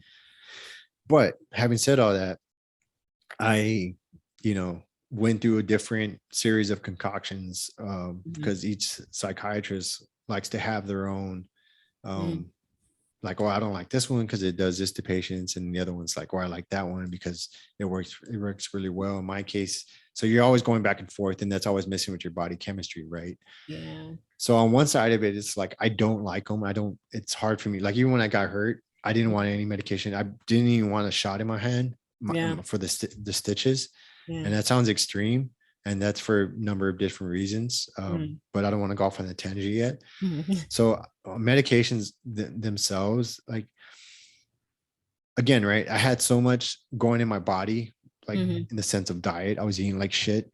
I was drinking still on meds. Mm. I was traveling a shit ton.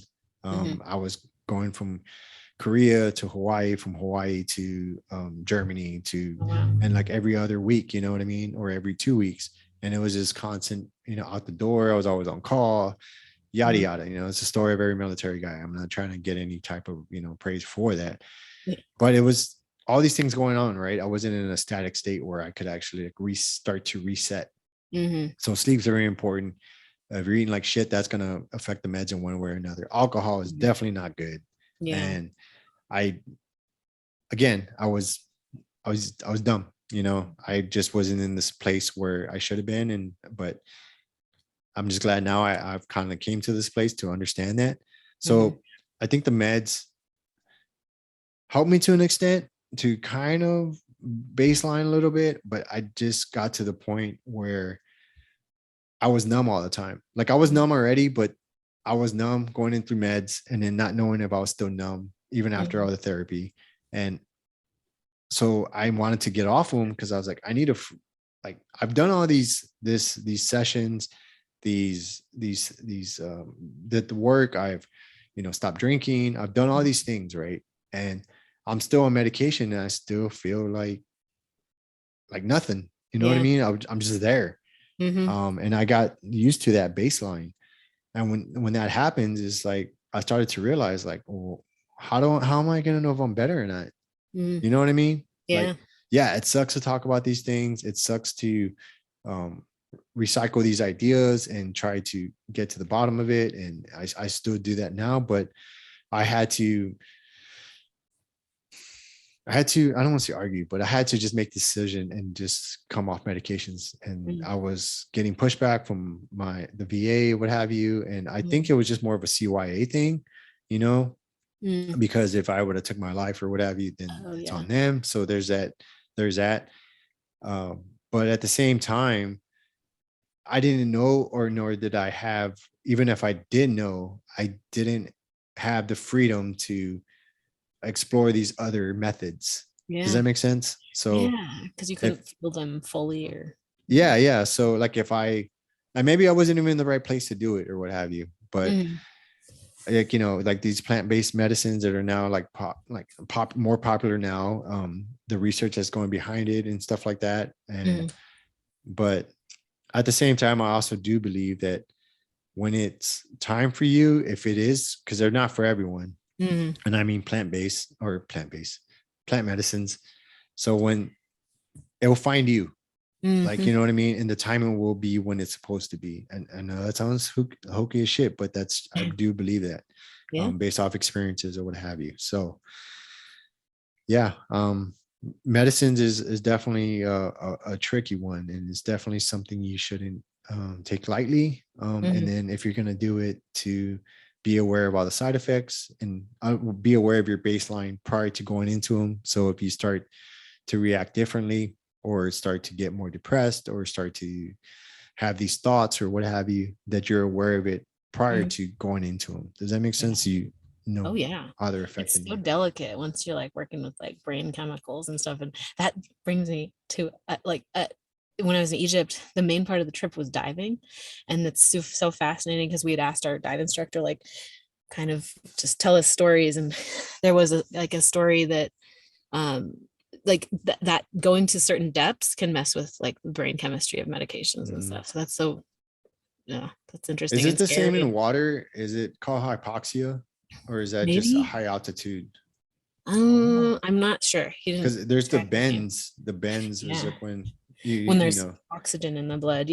But there's something with like the pressure, like going down that deep, like mess with certain chemicals in like maybe an antidepressant, or a actually the one that he was telling us about was a anti-schizophrenia pill or a medication, and like it either overly it makes your body overabsorb something or underabsorb something, and it apparently like kind of it makes certain medications like either stronger or not work at all. And so that was super fascinating to learn. But because the brain is so delicate.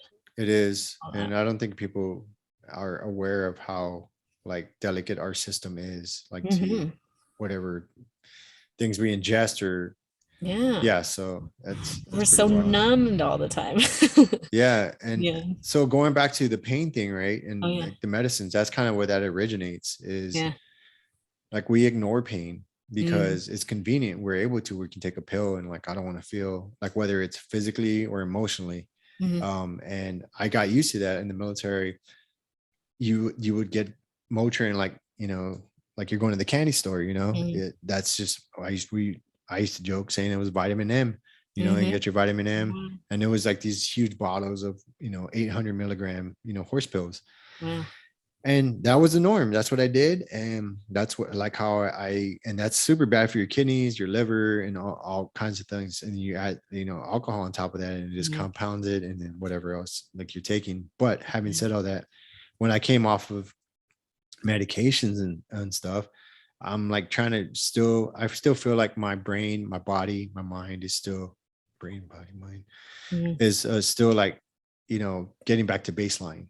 What, you know what I mean? Like each day, or I stay away from it, I kind of am in a better place, you know, and I'm kind of being aware of, like we talked about earlier, of like either pains or like my emotions, or like, because I have less stuff that I'm ingesting. I was going somewhere with that. Baseline. Oh, so pain. Pain is one of those things that your body's trying to tell you something, right? It's trying to Mm. tell you it's hurting and you probably shouldn't do that. But if you're just popping Motrin, yeah, you don't feel, but that hinders the healing process Mhm. because you're moving around. And I don't know how many times that I was just kind of popping whatever. Oh, yeah, like re-damaging it. Yeah. And Yeah. then you're moving around and not aware of the pain, and you just continue to damage it, so it prolongs the healing, and then you're just Mhm. frustrated and yada yada.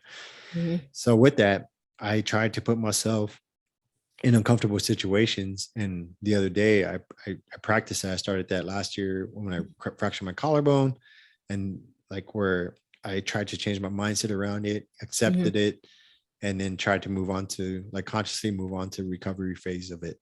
Mhm. Kind of like what we were talking about earlier, being aware of this and that, but it's like understanding, like make a time and place to deal with what just happened. Yeah.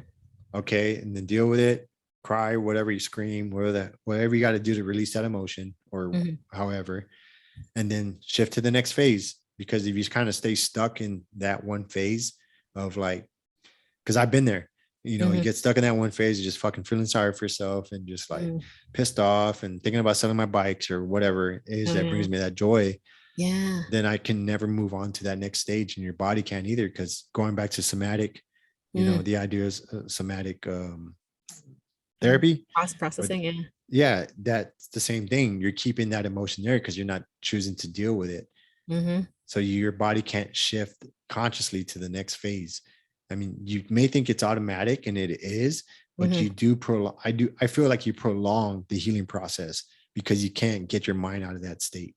Absolutely. Does that make And you sense? just learn how to, and then you learn how to function at that baseline of pain or whatever. Like Right. you just learn how to walk with that limp, or like, yeah. Yeah, exactly. Yeah. And I mean, it could be a limp, and it could be just Or like a the mental thing, physiological limp. Yeah. Yeah. you know what I mean? Not like Mhm. mental, like No. mental health, but more so like the awareness, like you're Oh, stuck in that space, yes. and then that pain can move too. I've Mhm. learned that too, that pain can move. Like if Yeah. it's a stress thing, like, oh, it was right here, now it's on my shoulder. Yes. And yeah, because people carry stress in different places of their body. Mm-hmm. It's super interesting. And Yeah. So yeah. like some people carry it in their neck. And it gets trapped. Yeah. Yeah. Mm-hmm. Yeah. So, I mean, granted, I'm not a doctor, so, you can take that for what it's worth or not, or people listening, like I said, just critically think and be like, try to process these ideas, Mm-hmm. Yeah. Well, and it takes that kind of like reflection to like, and sitting in it and realizing like, oh, where did that pain come from? Or, oh, this interaction like ignited this shoulder, Yeah, Yeah. exactly. Mm-hmm. And yeah, so, I mean, again, it's like, I think, riding bikes or Mhm. going on hikes or anything outdoors allows Mhm. you to kind of come back to that awareness. Oh yeah. You know what I mean? Yeah. Because Because we're just as natural as like the rock sitting out there. Like we're supposed exactly. to be in nature, but we separate from it so much. Yeah. I've been trying to think in history, like where the perfect balance was. I Mm. thought it was like during the natives, like the Native Mm. Americans. I just read a book. It's called The Rise and Fall of the Comanches, Yeah. Quanah Parker. Well, and I That's a think it's fascinating book. evident in their just respect and reverence for nature too. Yes, but Yeah. also it was very um volatile, Mm. with the kidnapping and the killing of Yeah. other tribes. And when the Europeans came over, or the Spaniards as well, Mm-hmm. that didn't make it any easier. But at the very basis, it's humans, kind of like the human nature of humans. Because I used to Competition. fantasize. Go ahead, sorry.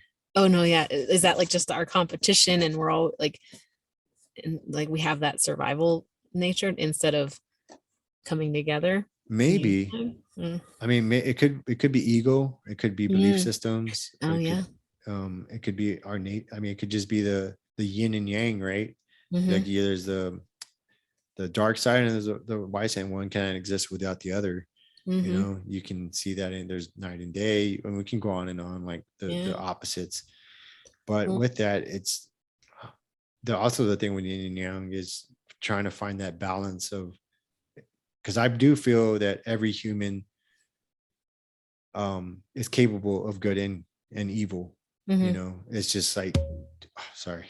Okay. It's just like being aware and keeping that balance, and obviously morals, upbringing, the way somebody's programmed on the way up, and all these things factor into it, nurture versus nature. But yeah, so I don't know, but my search still continues because it's kind of funny, and not to take this politically, but the American flag, for one thing, and as a veteran, and I didn't always feel this way or have the awareness, maybe I didn't have the time to process it or think about like what I thought of the American flag. But more recently, it's kind of, people want to get rid of it. Some people, because, you know, it was adopted. No, I'm gonna say adopted, but there's different Americans, right? We're diverse in every way. You know, people from different countries came here, you know, Europeans, you know, Spaniards, et cetera, right? We're a melting pot, as they say. But with that, yes, the people that probably the founding fathers were probably racist and probably all these things, right? But having said all that, if you look at any point in history, I don't think there's one nation that was built on the backs of like, or built without violence involved. Like somebody was always either the slave or the minority taken advantage of in one way or another. I'm not saying I agree with it, but that's just, you can't.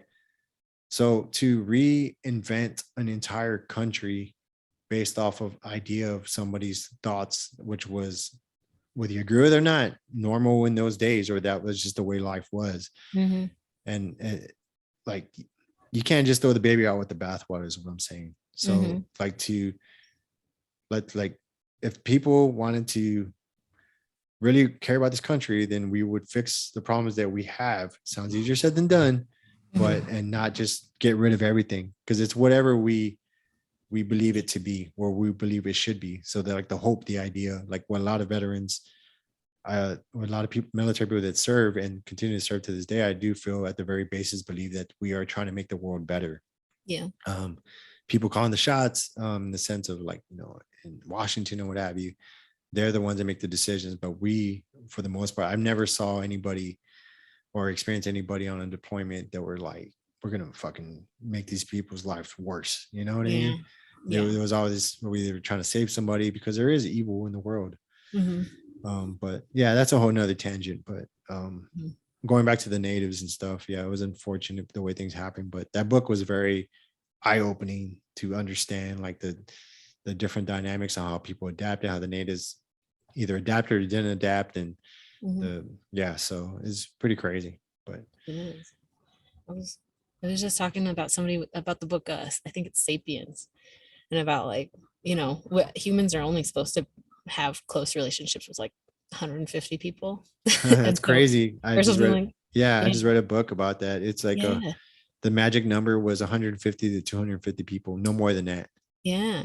And so then once our societies became larger, it's like religion was the way to tell if you're in or out, if you're the good or the bad. And then obviously, like, race probably comes into that too. It's like, how do you tell who's your ally or your friend, your enemy? And, you know, it's just so, it's interesting as, like, our societies have gotten more sophisticated. It's like, yeah, okay, we need to rethink some of these things, but that's how we were built.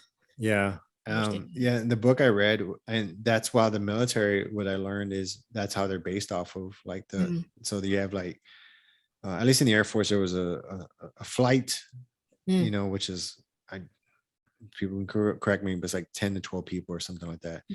I don't remember. I kind of brained up a lot of the stuff. Then there's a squadron, which is, you know, a certain amount of people. And then there's a squadron. So there's a flight, and then there's a squadron, then there's a group, then there's a wing. And all these have different amounts of people within those subsections. But that's what I learned, was that the military based it off of a person that came to that understanding. And I don't remember the person's name, but he went to villages, you know, I don't know, somewhere like on some island somewhere. And that's what they identified, that was the magic number of to have a cohesive, unified, you know, tribe or amount of people. But yeah, that's pretty crazy. Yeah, it's interesting. Yeah.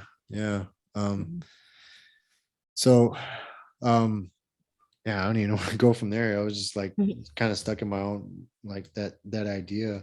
Mhm. So like being like, so do you feel that the life you've had and all the traveling you had has kind of give you the I don't want to say courage, but the confidence to do van life? Yeah, I think that definitely went into it. um, Coming back from traveling internationally, I came back to Seattle, and I just I had just seen like a bunch of cool cities all over like the world, and I was like, I don't want to just come back to like the same city that I've always lived around. I grew up since I was 9 in Seattle, um, and so that's how I ended up just like taking off and moving to Austin, and that was cool because it's a different Hmm. state. It's pretty blue in the middle of Texas, but it's still like was completely different, Right. and then that was a cool. I really like Texas. I feel like it has a part of my heart. Like when I drove back in the last time, I definitely felt like some like heartwarmingness. I was Oh, like, oh, I'm cool. back in Texas, yeah. But I was only there for like a year and a half, and just based on, I mean, like pandemic, loneliness, and then like bad relationship, and like just all like I missed home. I Hmm. wanted my support system, and so then I moved back to Washington, and then I immediately missed Texas again. So Yeah. and that and so like uh, it was cool that I had that experience of like going to a new city, but then I was like, I want to go more places, and so that like not really being satisfied, like landing myself in one place definitely was the inspiration for like I want to be home wherever I go. And Hmm. here I am. I have my house and my Yeah. like the computer's on my bed. Like I got everything I need right here. I can be an island or I can visit friends, and like it's really cool. And I think maybe yeah, that sense of adventure, a sense of learning, sense of wanting to see new things and new places um was ignited, Hmm. or I just ran with it with traveling, and here I am. And there's so much of America to explore as well. And so yeah, and then the independent part, it definitely I remember talking to my friend Ashley about like it before again, it was like shortly before I was about to launch. And I was like, am I doing the right thing? This is scary. Like, Yeah. and but I think that's the right feeling. It's like I need to have that healthy fear of like, but it's pushing a boundary. It's pushing a comfort zone. Hmm. And I think I'll only like grow from there. I've learned so much. Like I didn't build this van. Um this a guy from Colorado built it and then had to sell it when he came to Seattle, and so it's beautiful and it's amazing, but I've had to learn there's been some issues, and like I've had to learn how to fix an electrical system or my heater or a leak in the ceiling, and it's like, Yeah. but every time it's like this moment of panic and like, oh my god, did I do the right thing, did I buy a Yeah. piece of junk? But then once I fix it, it's this moment of like pride, like I know how to do that now, and I Yeah. do that myself, and like it's so yeah, cool. And I feel like that was a common theme in like the traveling too. It's like you figure it out as you Hmm. go, and like the um you learn how to like quell those little moments of panic, and just know that like it's gonna work out. Right. Something's gonna work out. So yeah, I think it has given me that confidence to just try it. That was Yeah, another thing of definitely. like what inspired me. I don't know where this drive came from in me, but like I want to see everything, and it's reinforced every time I talk to somebody about traveling, or when people are like, oh man, I wish I had done that before I had kids, or like you're on the right track, keep like do it, Right. even though like definitely hit lonely times. Like I don't have a partner, I don't have a dog, I wish I had a dog. um but like That brings its but own stressors though too. But I know what yeah, you mean. sure. Yeah. But like also I have so much independence that at some point this will be over and I will find those other parts of life that will bring joy as well. But I need to be in this right now and like enjoy what I'm doing. No, definitely. I know that's something I wanted to do. Like Yeah. I when I because in the military, yes, this is home for me, Hmm. but I got used to the idea of always leaving. It was Hmm. either every 3 years I was going to a new duty station, or I was going TDY, temporary duty, to wherever. And it Yeah. was always like a crapshoot. Like depending on what the mission was, you could go at any time. Mm. And that was like 20 years of that, right? Yeah. And you kind of get used to that. So when I got out and I was here, I just, you know, I mean, one of the main reasons I got out and came back here was for my kids. That's a whole nother story on its own, but ended up buying a house here, and I was conflicted with that because I'm not used to being in one place. In hindsight, that was probably the better decision.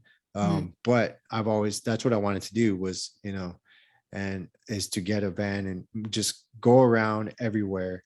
And I still plan to do that, but I wanted to go around everywhere, ride, meet different people, and really try to going off of feeling, intuition, whatever you want to name it or characterize it as, and just go where I wanted or it felt right. You know what I mean? And there have been places that I've traveled even in between me retiring and now that they feel right, but I still want to keep going. I still want to keep going and just experience different people, different ideas, different places, scenery, etc. But yeah, that's one of my things I still hope to, I don't want to say hope, I still plan to do. But yeah, that's awesome that, you're experiencing that. And if and when we do decide to do that is, get a van and, definitely have you to pull from your experiences. Like, hey, what'd you do when this happened, and can kind of share that knowledge or what have you, or, hey, go here because you don't want to go to this campsite because I don't know, there's a serial killer there or something. I don't know. Don't want to do those. yeah serial killers are never fun. No. So again, like mountain biking, how did you get into that? Like, when did you start riding? Well, I always rode bikes when I was growing up, and then I commuted to work when I was living in Seattle a lot, but that was a road bike, and so I've always liked bikes. And then I have a snowboarding and now biking crew up in Washington that I used to snowboard with, and they were always like, "Oh, you should get a bike." And at that time, it was like, "Oh, they're so expensive. I don't know." And then I moved to Austin, and the pandemic hit. And actually, and even before 2020, in 2019, I had gone on a road trip. It was so cool. Like when I went for like a month in my Subaru, and that was actually one spur of like the van life thing. I took off in my Subaru and camped out of it, and I was like, oh, this is kind of nice, like freedom. I could and I had like a little mattress back there and all the stuff I needed.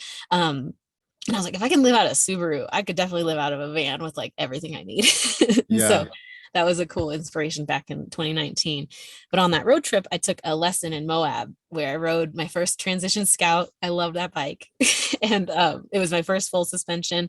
And that lesson really set me up, I think, like just he taught me just how to trust the bike. I remember looking at this one like little rock roll. It was probably like 2 feet. And like, I just was like, it'll go down that. He was like, yeah. And like teaching me how to like move the bike with it and bike body separation. And it was such a head start. And so then I moved to Austin. 2020 started, everything shut down. And I wanted that Scout. I wanted a Transition Scout. And so I like I was checking out if they were selling their fleet at at Magpie where I did my lesson, but they weren't. And then there was one small Scout at Evo in Denver. And so finally, when everything opened, they sent me the bike, and I just started riding on the green belt. And I don't know if I grew up playing soccer and then rugby in college. And so I don't know if I'm just like I just like to, I guess I don't shy away from like the physical stuff. Like I had a pretty bad fall on the green belt, but I kept going. But I did learn to get knee pads. But yeah, I just started like kept finding the next challenge. And at a certain point, I was like rocking it at the beginning of the pandemic, and like eating good food. I don't really drink when I'm alone, so I was very isolated, and so I just was like getting healthier and healthier, biking all the time. And then at a certain point, like in September, the depression hit. I was just like, oh, I miss my friends, I miss my family, I'm lonely. And so I took this road trip to Colorado by way of New Mexico, and so I rode in the real mountains finally, and hit Angel Fire for the first time. And on those trips, it's like I met some really cool people, but still just like self-challenging. But it did teach me, I was like, okay, I need mountains in my life. And that was when I decided I was going to like leave Texas. And so I got back and I was like, okay, I want to try and ride all the trail systems that I can before I leave, because I don't know if I'll come back. And I kept hearing about Cat Mountain in Austin. And that's like the litmus test. It's like the challenging spot there. It's so Right. steep and off camber and tiny little trails and wood features. And so I hit Seth Buckner up to ride, and then ultimately joined Victory Racing, which it was awesome. My riding like just accelerated riding with those dudes, because I'd just been riding alone this whole time. Right. And so riding at Cat and following these guys and having them coach me, it just accelerated me. And that's how I got into racing. And so yeah, that's how my racing took off. And then even just from there, like it's just been exponential, I guess, my growth. And obviously I've hit some hard falls. Yeah. And that always takes you back. I think even more physically, luckily, knock on wood, like I physically do pretty well in crashes, knock on wood, like very hard. But normally I do too, but sometimes I'll catch up to you. Exactly. I need to not test it that much, but mentally, I think like those mental setbacks have been so hard. And those are some really cool moments that like my teammates helped me with. Just like learning, like, hey, take it back. Like, you don't need to be nailing all these features. You're 2 years into riding. Like, like just like focus on your skills and build that, and I don't know. It was really cool to like learn in the past couple crashes from them, and then also just have them there to pick me up. Like I always will value that. So, that's good. Yeah. And that's one thing I've learned about, whether it's just the enduro community or mountain biking in general. Because then you have your little like tribes within mountain biking, right? You have cross country, and that's kind of got its own mindset. They're not, for the most part, I don't want to speak for everyone, but most of the people I have encountered, a good amount of people I've encountered, they're kind of just like, KOMs, in their own mind, like it's kind of individual. But at least with enduro, and maybe I've heard downhills like this as well, that people are willing to help you, want to see you succeed. And there's just that culture that they just try to make you a better rider, because I don't know. And that's one thing that I gravitated towards, like within racing. But my first couple of races, it didn't come off that way. It was more like, I don't know. I was trying to apply like old habits to like in sports, like such as football or anything like that, with this like, got to keep pushing and like and I was having fun, you know what I mean? And that came with its own share of crashing, because I wasn't being mindful of how tired I was. And when it got technical, I was still trying to push through it and not pacing myself. So I would crash and burn a lot. Hence my name, hence my nickname. But it was the same thing for me. A lot of people have kind of, I've learned from a lot of people, way older than me, way younger than me. And that's one thing I learned in the military, was how to learn from others, no matter if they're outrank you or not. You just learn from either people's mistakes or their wins. What's that? Their wins. Yeah, their wins. Yeah. That's about as good as word I could come up with. I'm not good at Scrabble, obviously.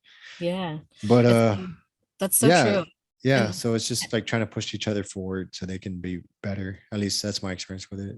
Absolutely. Yeah. I love the Texas enduro scene. Like, I've like, since like moved on from that first team, but like the other like community members that I've become close with, like a lot of our female enduro community is amazing down there too. And just so encouraging of each other. And, that's been super formative as well, most recently. And that's good. I know the community talking about it, and I see like, stuff on Instagram. It seems like y'all are pretty tight, and that's good.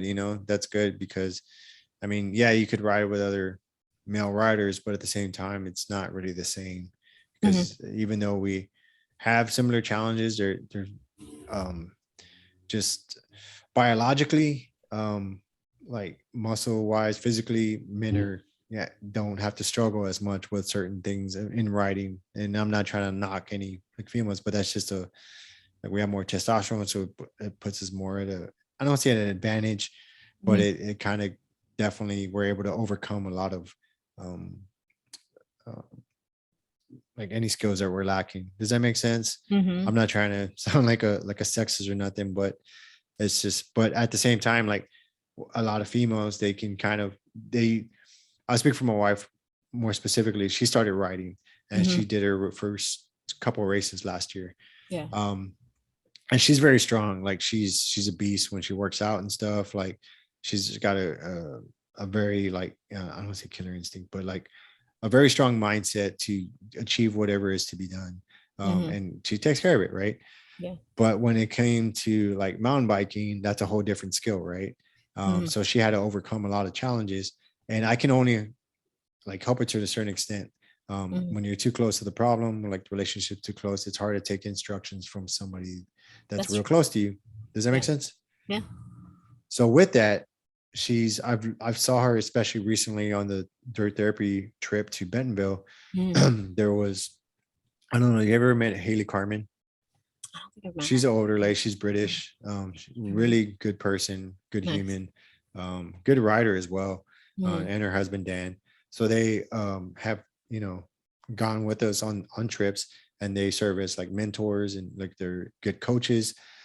So with that, you have a strong male female presence that kind of, you know, shows the new growth. So we had some new riders, and I mean, my wife's not new, but she has such long gaps in between riding that she loses that confidence. And Yeah. so it was cool to see like two brand new riders, excuse me. I had watched them feed off each other from day one all Mm-hmm. the way to day 3, where they're doing like stuff that was like the first day I was, and I'm not seeing it like from, I see it from more of a, like, I used to be there, I get Yeah. it, but I'm concerned, you know, like the first day. But then by the third day, they're just like, you know, killing it, you know, doing, you know, not huge drops, but they're doing drops, things that I didn't think that would Mm-hmm. be possible for them. But that was all from them feeding off each other. You know what Yeah. I mean? Yeah. Because there are challenges that you like, I've heard her say like, you know, I don't want to keep people back, or I don't want people waiting on me, or what if I can't do that? And, you know, the perception that may come with that. But, Mm-hmm. you know, most of us were like, we don't force anybody to do anything. Mm-hmm. We try to have people ride it within their skill set. We don't want anybody to get hurt, you know? No. Yeah. So no, that's good. It's good to have that community. And it seems like it's growing more Yeah. exponentially, more and more, Yeah. which is good because there's going to be a lot more younger female riders, and they're going to need mentors, you know, so to speak, in the sport to kind of bring it along. Totally. Yeah. Yeah. It's really cool. But yeah, and I bet you probably did. You see yourself as a mentor, but you know. Yeah. I like to try and share what I've learned, what Yeah.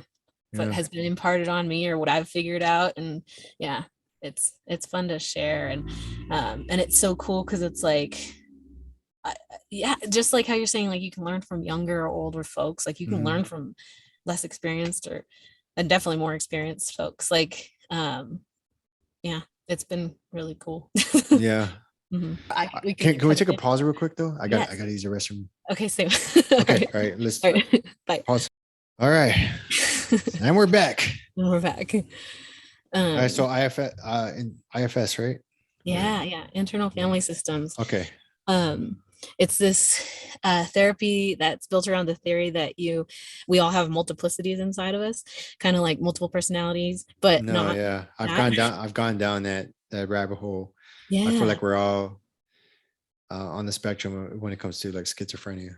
totally. Yeah. And like we have these parts that come out to protect us or guide us, and or just parts that we like that are just there, that have been developed by experiences that we had, or and so the therapy was recommended to me by Jen, one of the leaders of that retreat last summer, because I was like, I've done so much therapy, and like I feel like there's still something that like I'm not crossing that line. It's like cognitively I know I'm like where I'm supposed to be, but like I don't have that like self-love or whatever, and that's what it's centered around. So the practice of it is kind of like a guided meditation by your therapist, and she would like have me like get into like a calm state with my eyes closed, and then have me imagine or like speak to her about like what I was seeing when I was like speaking about another, again, like a trailhead, like what was going on in that situation.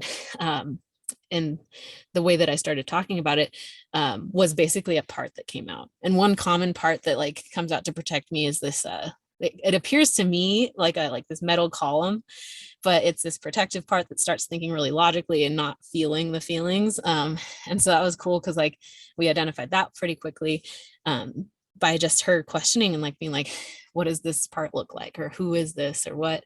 Sometimes she would ask like the age, and literally like a number pops up in like behind your eyes. Like, and you're like, oh, okay, that's the age of it.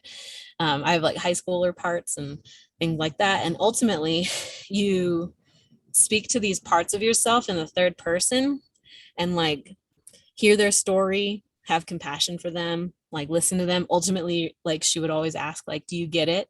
Can you tell that part that you get it? And like imagine like somebody telling you that they get you, like this like confirmation, or like I don't know, just this reflection of like you feel seen. Right. Yeah. And more importantly to yourself, like to a version of yourself. Exactly. It's like so huge. And one thing at the beginning when she was explaining the whole practice of it, like imagine walking into a party or like a big busy room and no one looks at you. No one acknowledges you at all. Not even a nod or like eyebrows or something. Like if no one even acknowledged you, how uncomfortable and like bad that would feel. And sometimes we do that to parts of ourselves, that like the shame or the anger or the sadness, like we don't want to look at those parts, but like they deserve just as much love as every other good, positive, quote, quote part, like, right. And so ultimately it's kind of this mind trick of like getting to know these parts of yourself in the third person and like unburdening them from whatever they're holding and giving them love and light and like ultimately learning to love yourself in the third person. It's really cool. That is pretty cool. Yeah. And like, if I can expound on that a little bit, like so one of the things I do, I mean, whether you call it rumination or whatever, but I go down these deep rabbit holes in my mind. And I kind of just process these ideas and throughout the day, maybe too much at times, but that's just part of who I am. At one point, like I thought there was something wrong with me, but I think that's just who I am. Yeah. Having said all that, I came to, again, I mean, because I do feel like we're influenced in one way or another, whether it's subliminally or like something in our life that kind of put the idea in our head, and maybe that's what I'm unpackaging. I don't think anybody's gone through this life and not say that it can be an influence in one way or another. But having said all that, it's the idea that I think Ram Dass talks about, like wearing different suits. And if you kind of, hear that, right? Sorry. Okay. I had a strawberry shake earlier, a protein shake, and I get the one of the season in my TMI, whatever. People are like, man, I don't want to hear you spit on. Anyways, but you wear like different suits, right? And we can, if we kind of unpackage that a little bit, then you kind of apply it to your life, right? If you're at work, right, you present yourself in a professional manner, I assume. I mean, you could be like, F you boss or whatever. Yeah. But like you conduct yourself in a certain way. When you're around family, that's a different version of yourself. Your friends, you're a different version of it. Even your friends, some friends, you're a certain way, and other friends you're not, because those are different relationships, right? Yeah. So within that, you're still yourself, but you're still a different version of yourself. Does that make sense? Yeah. So it's a different suit, if you will. But with that, you, based off of IFS, that makes sense, because that's just kind of, if you're looking at it at the macro level, and now you're looking at the micro level, and you're kind of expounding a little bit more and like zooming in like into yourself and identifying those different personalities, if you will, and kind of like, addressing them in one way or the other, just seeing them, like, as you said. So wow, that's cool how you can hear ideas, or like, you process thoughts, and then you can hear some form of it in some type of therapy, Yeah. What I mean? Yeah. It is pretty cool. Cause there's, what is that called? I guess like the suits idea. Yeah. You bring different parts of yourself out for different environments or situations. And Yeah. Yeah. And that's so strange because not strange, like it's bad, but when I was brought up, there was this, maybe just in my culture, but there was always just something like, you know, you better never forget where you come from. You um, need to represent, like, it was always like there was always this burden put on you, or like, you better never change, which is Mm. strange, right? Oh. I know what they meant by it, Mhm. but it was always like it was always bad. Uh, Like when I'd come home back home, like from the military, people would either highlight that you're the same, that's good, you're still the same, or mm, they would highlight you've changed. And it was always mm, like, even family, like, man, you changed, like there's something yeah. wrong, like, you know what I mean? Yeah. And it was almost like you were being shunned. And Mm, maybe that's just culturally, yeah. but with that, it's like you weren't allowed to grow. You didn't allow yourself to grow based off of, like, you want to be part of your tribe, your family, or Mm, whoever your friends are, or what have you, and you want to uphold whatever it is, whether right or wrong, that they're asking mm, of you, because you're yeah. loyal. I mean, assuming Yeah. you're a loyal person, but Mhm. I like to consider myself a loyal person, for the most part with relationships. But at the same time, um, yeah. So with that, it's like how are we holding each other back by things Mhm. we tell each other, or on the other side of it, like how are we allowing ourselves to grow? And Mhm. that's cool that IFS, internal family system, is that what you? Mhm. Okay, it's cool that there's a therapy based around that, because it's just like continuing to look inward. Mhm. Does that make sense? Mm, exactly. Yeah. Yeah. Yeah. um Uh, and I think a lot of people think, because I've heard this before, like I've heard people say, like, well, if you look inward, or if you focus on yourself, then you're selfish. hmm. You know what I mean? Mhm. um but I think there's a misconception of that, because just because you're focusing on yourself doesn't mean you're about yourself.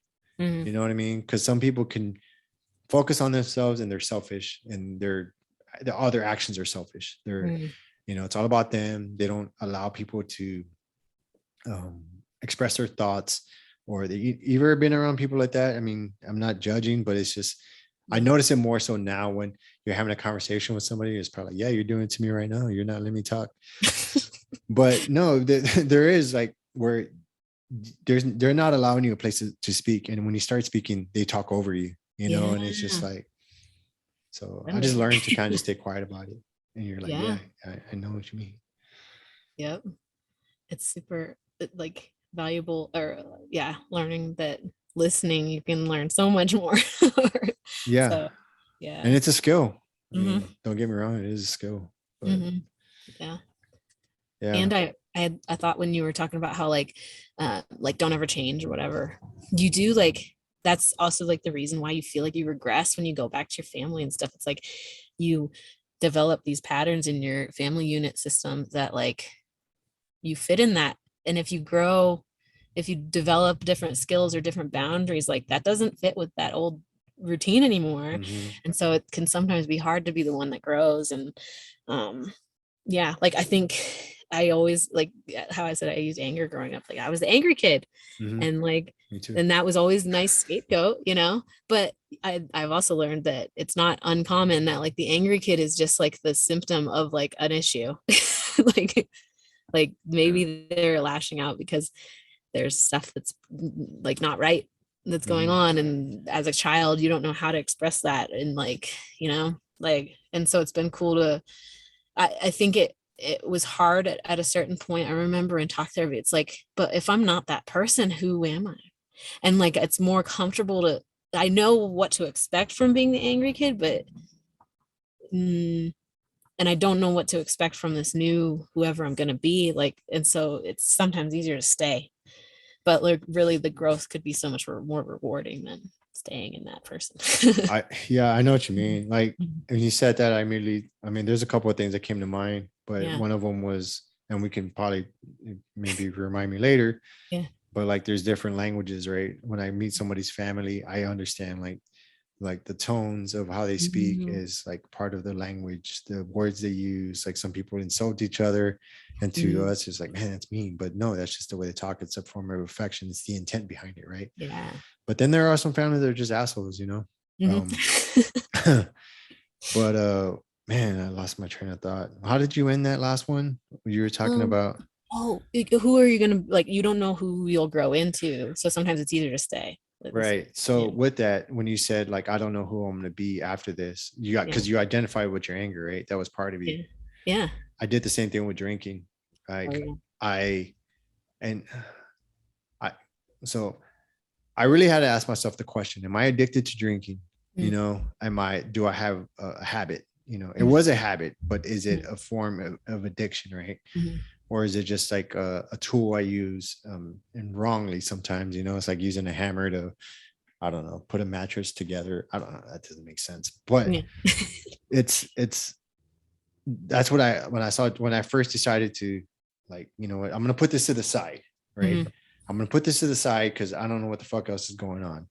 So I'm yeah. going to put this over here and I'm going to practice on whatever it is that they're teaching me. And then Mhm, when I left the bubble, mhm, of, because I did inpatient for a little bit. That's kind of hard to say sometimes. mhm, But at the same time, I went in voluntarily mhm, because I was like, I don't know what the fuck's going on. So I'm going to do this and I have an opportunity to do it. So I'm going to do it. yeah. And I did. And I really, it took me a while to get there, but I really tried to learn what they were teaching me. And I really paid attention to other people's stories. I applied myself in within those stories and tried to see what I could learn from it. Mhm, But one of those things was drinking. And then when mhm, I got out of the bubble, I was like going around old friends or family. It was like I always had that apprehension or anxiety, like, well, they know me because when I drink, most of the time, I like to joke a lot, and I'm yeah. always, that's just when I hit that groove, I'm making people laugh, and not to say I'm the funniest guy like in the planet, but you know, I do okay, you know what I mean, Mhm, and I can kind of hit that vibe or whatever, but yeah. it was like, well, can I still be that same person without alcohol? Mhm, Because it became so like enwrapped into my character and my being, I guess, to a certain yeah. extent, that I didn't know how I was going to exist without it and whether Mhm, people were going to like me or not. You know what I mean? yeah. And I did. I mean, that highlighted a lot of things within that, like that I would notice in other people when I would tell them I didn't drink, or especially people that, like, I went to a friend's party, right? Mhm, When I got out, it was a birthday party or something, and they're Latinos, like most mhm, Latinos, like they have alcohol. It could be like a baptism or something. I don't yeah. know, but there's There's like alcohol. alcohol there. That's just part of the culture. Yeah. But when I got there, there was alcohol, and they were like, "Hey, man, here you go," Mhm, like, and I was just like, "No, I'm good, thank you, appreciate it." mhm. What? And Yeah. because they didn't know where I was or what Mhm, happened or whatever. But I had to have that awareness and like take it like one step at a time, like opportunity, like I'm good. mhm, And then somebody else would come, like they were mhm. like, come on, why you're not drinking? Why not? And Yeah. like, I'm good right now. I don't want to have to get into my whole story, like, oh, this Mhm, is what happened to me or whatever. yeah. But um it was each opportunity, and to the point where I kind of, you know, like even when I went back home, I was always like apprehensive about it, but I just kind of took it at that pace, and that Mm, kind of just grew my confidence, and like, and then I started to learn, being without it, that I could still be the same person, you know what I yeah. mean, and still make people laugh or whatever, just be myself when it feels right. Yeah. And you're fully present for like every moment. And Yeah, and that's something that I didn't think I was capable of doing. Like at one point in time, I would tell like my wife, like there's a lot of things that I hate saying it now to mm, something, but hey, that's where I was. But I would say, like, if there's one thing that I'm never going to give up, it's alcohol, mm, because I identified with it that much and I didn't even realize it, because mhm, something is something like that. And I didn't feel I was hurting anybody, but mm, a lot of times anger would come up and mm, I would just not react if I'm being honest, I would act like a fucking toddler. mm, mhm. Something would be said in a certain way or a tone, and it would just set me off. Yeah. And that's kind of what I was, and that was kind of like the norm, and it wasn't right. And until Yeah. I started to learn to put that to the side, it's kind of what I did. And I learned to start, kind of identifying like what I was without it. Yeah. Does that make sense? it's huge. And that's huge, like accountability to work through, and like even being able to say that you behaved like that. That's huge. That shit ain't easy. Yeah. Trust Well, me, and like then it hurts a little. yeah, that's yeah, but that's all the only way. Like step one, awareness, and then step two, doing stuff to change it. And well, and wanted to ask about, was the muscle that you were flexing, like was the saying no? Because I sometimes have a hard time with that. Like like I don't drink when I'm like alone, but when I'm in social situations, it's hard to say Mhm. no sometimes. And because almost it's like, well, I'm not like, well, unless like I just choose that for myself. I guess I have to choose it for myself first. Yeah, you do. And then it's crazy, but like people will start falling away by the wayside Mm, because some people, and for whatever reasons it is, they maybe they feel like exposed because mm, you're like they're being in whatever state, and they might feel they're going to be judged by you or whoever the person is not drinking, yeah. or you're not part of the tribe, you're not doing what they're doing, so they feel uncomfortable for whatever reasons. Yeah. Or they're just used to you being that person, and then when you're not that person anymore, they feel like, oh, you changed or whatever. I'm not Mhm. saying everyone's like that, but there Mhm. are good, because there's people that just fell by the wayside when I started doing that. Yeah. And there's people that I like were longtime friends with that I, don't really do. And that's for various reasons, right? Every relationship's nuanced. Yeah. So for a lot of different reasons, but at the same time, I started to attract, maybe the higher vibration I was on or whatever, or maybe just the Yeah. community I became a part of. It made room for other things. And Yeah. these are things that I never would have saw myself doing, especially retiring from the military, riding a mountain bike, especially the way I ride, it's just, I don't know. I'm not to say I'm a badass rider, but I really enjoy what I do. And Yeah. that's it. I don't know. I just never would have saw myself, doing a lot of this because for whatever reason, I felt like my sport playing days or my athletic abilities was like behind me for Mm-hmm. whatever reason. So Yeah. yeah, I mean, it's Exciting. each person to decide for themselves, and it's taking each opportunity to say no. And they're your really true friends, and family will understand and respect it, and they can still drink. That's what I tell people. Like that was another thing. People would be like, "Oh, I'm sorry, Mm-hmm. like I'm drinking in front of me." I'm like, I'm good, dude. Like, or Yeah. whoever it is, Do like, whatever you go need. ahead, drink. Yeah. I don't care. Yeah. Um, but yeah, it's all like a process for everyone, and Mm. if they're worth their salt, then they're gonna stick around, and if they're not, then at least it highlights itself, and you just kind of move on. Yeah. That's cool. It's It's a process. it is a process, Mhm. and that's another thing too. It's like people find themselves, and I probably used to do it too, but I would explain myself like, Mm. or they would explain like, "Well, I'm just drinking because of this," or "Yeah, I didn't really feel like drinking," but like, Mm. it just, you know what I mean? It's just people highlighting their own whatever it is that they're going through in that moment. But Yeah. it's almost like you're looking in the mirror, and Mm. you're having to justify why you're doing something or not doing something. I'm not saying everybody does that, but there's a lot of people that do that. True. Nice. Yeah. So with that, do you have any other like things you wanted to talk about or anything or I think highlight? I touched on everything. A lot of most everything that was important to me. So it's exciting. That's good. Like, Yeah. and hopefully you enjoyed yourself. I mean, Yeah. it's This like I is a said, good it's just a conversation. conversation. Yeah. Yeah. Yeah. I like, it's so I learned from you. So Oh, well, that's it's cool. good. I'm Yeah. hoping people learn stuff and I'd be like, this fucking idiot. Yeah. Yeah. So This is yeah. neat. I like the idea. And it's such a good point that like, yeah, the more people that you can touch, like maybe it'll be a hit, maybe it'll be a miss, but like if you didn't put it out there, then Yeah. And yeah. it's just like manifesting what, and I sound like such a fucking hippie, but manifesting like what you want, and Yeah. exuding that vibration or exuding that, Yeah. you ever think like going back to each, like, maybe we'll try to end it on this or Yeah. not, whatever. Yeah. But you know what the Pharaoh used to say, well, I don't know if that's what he used to say, but I used to hear it a lot that Yeah. like, so let it be written, so let it be done. Oh. You know what I mean? And it's Like, like on the surface, it's just like, is that just saying that because he's in charge? Or is it because there was a belief system that what you say or what you write actually comes true? Like Snoop Dogg was talking about, that's a hell of a curveball going from the Pharaoh to Snoop Dogg. But he was talking about when he was writing the album Murder Was a Case. I don't know if you ever heard that album, but that a lot of stuff started to come true. So he realized that and stopped writing stuff like that and started to shift his focus into writing different things, because he did believe that he was manifesting those things through his writings. It is powerful. Yeah. When you write stuff down, it makes stuff, locks it in. Yeah.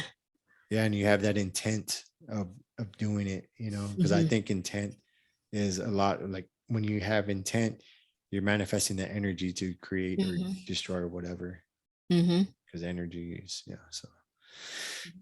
Or, could be because then it's all those little tiny steps that you're taking have that intent behind it, and then you start going in that direction more. And then people that have that same intent or vibration are walking on the same path to the middle. Yeah. So you're just kind of like walking along, like, hey, what's up? You're going this way too, and it's just that, oh, you too? Hey, let's let's go, True that. Yeah. And then you're being more authentic to yourself as you walk that path. But, And then if you're doing it for the right reasons, yeah. Cool. So with that, if you're walking on the right path and trying to find yourself and whatever it is that is, like, continue to seek different paths, whether it's writing, art, music, whatever. Just try a bunch of different things until one of them clicks. And then once you have the one that clicks, find another one until it clicks, and you'll kind of start finding your way out of wherever it is that you're at or you're trying to be. Yeah. I love it. Cool. Well, I really appreciate you coming on. Thank you for, sharing all that stuff with me. I'm pretty sure people that are listening are going to take away what they need to take away from it if they're in the place to hear it. And we'll just try to keep it going. And for those of you guys that are listening, I talk about everything as we kind of talked about on this podcast. We went from the Egyptians to, we didn't even cover aliens. Well, we kind of touched on we touched a little bit on aliens. That'll be a cliffhanger for next one. Yes. So do you have any last words or anything before we check off? Thank you so much for this forum. I was so excited to be a part of it and be invited, and just be able to share. Yeah. And learn. I'm pretty sure people are going to walk away or listen, from this and with a different idea or different understanding, or maybe a profound understanding of who you are as a person. And I'm pretty sure your stories or will help somebody in one shape or form. At the very least, I learned a lot too. So that's kind of why I enjoy doing this. I enjoy, hearing different perspectives, different understandings, and it challenges me to kind of look at things in a different way, because I don't know everything. I'm not the smartest person in the room, but but thanks for coming on, and appreciate it. This is great. Caught up in a daydream, I beat my mind up there almost daily. It's how I pass time, no opinions safely. It's how I understand what I want in this place, see. Cause everybody wanna tell you bad things, what could go wrong, what fame brings. But success is a finicky thing, and if you ain't sure, no, it'll never be. I don't wanna let myself down myself.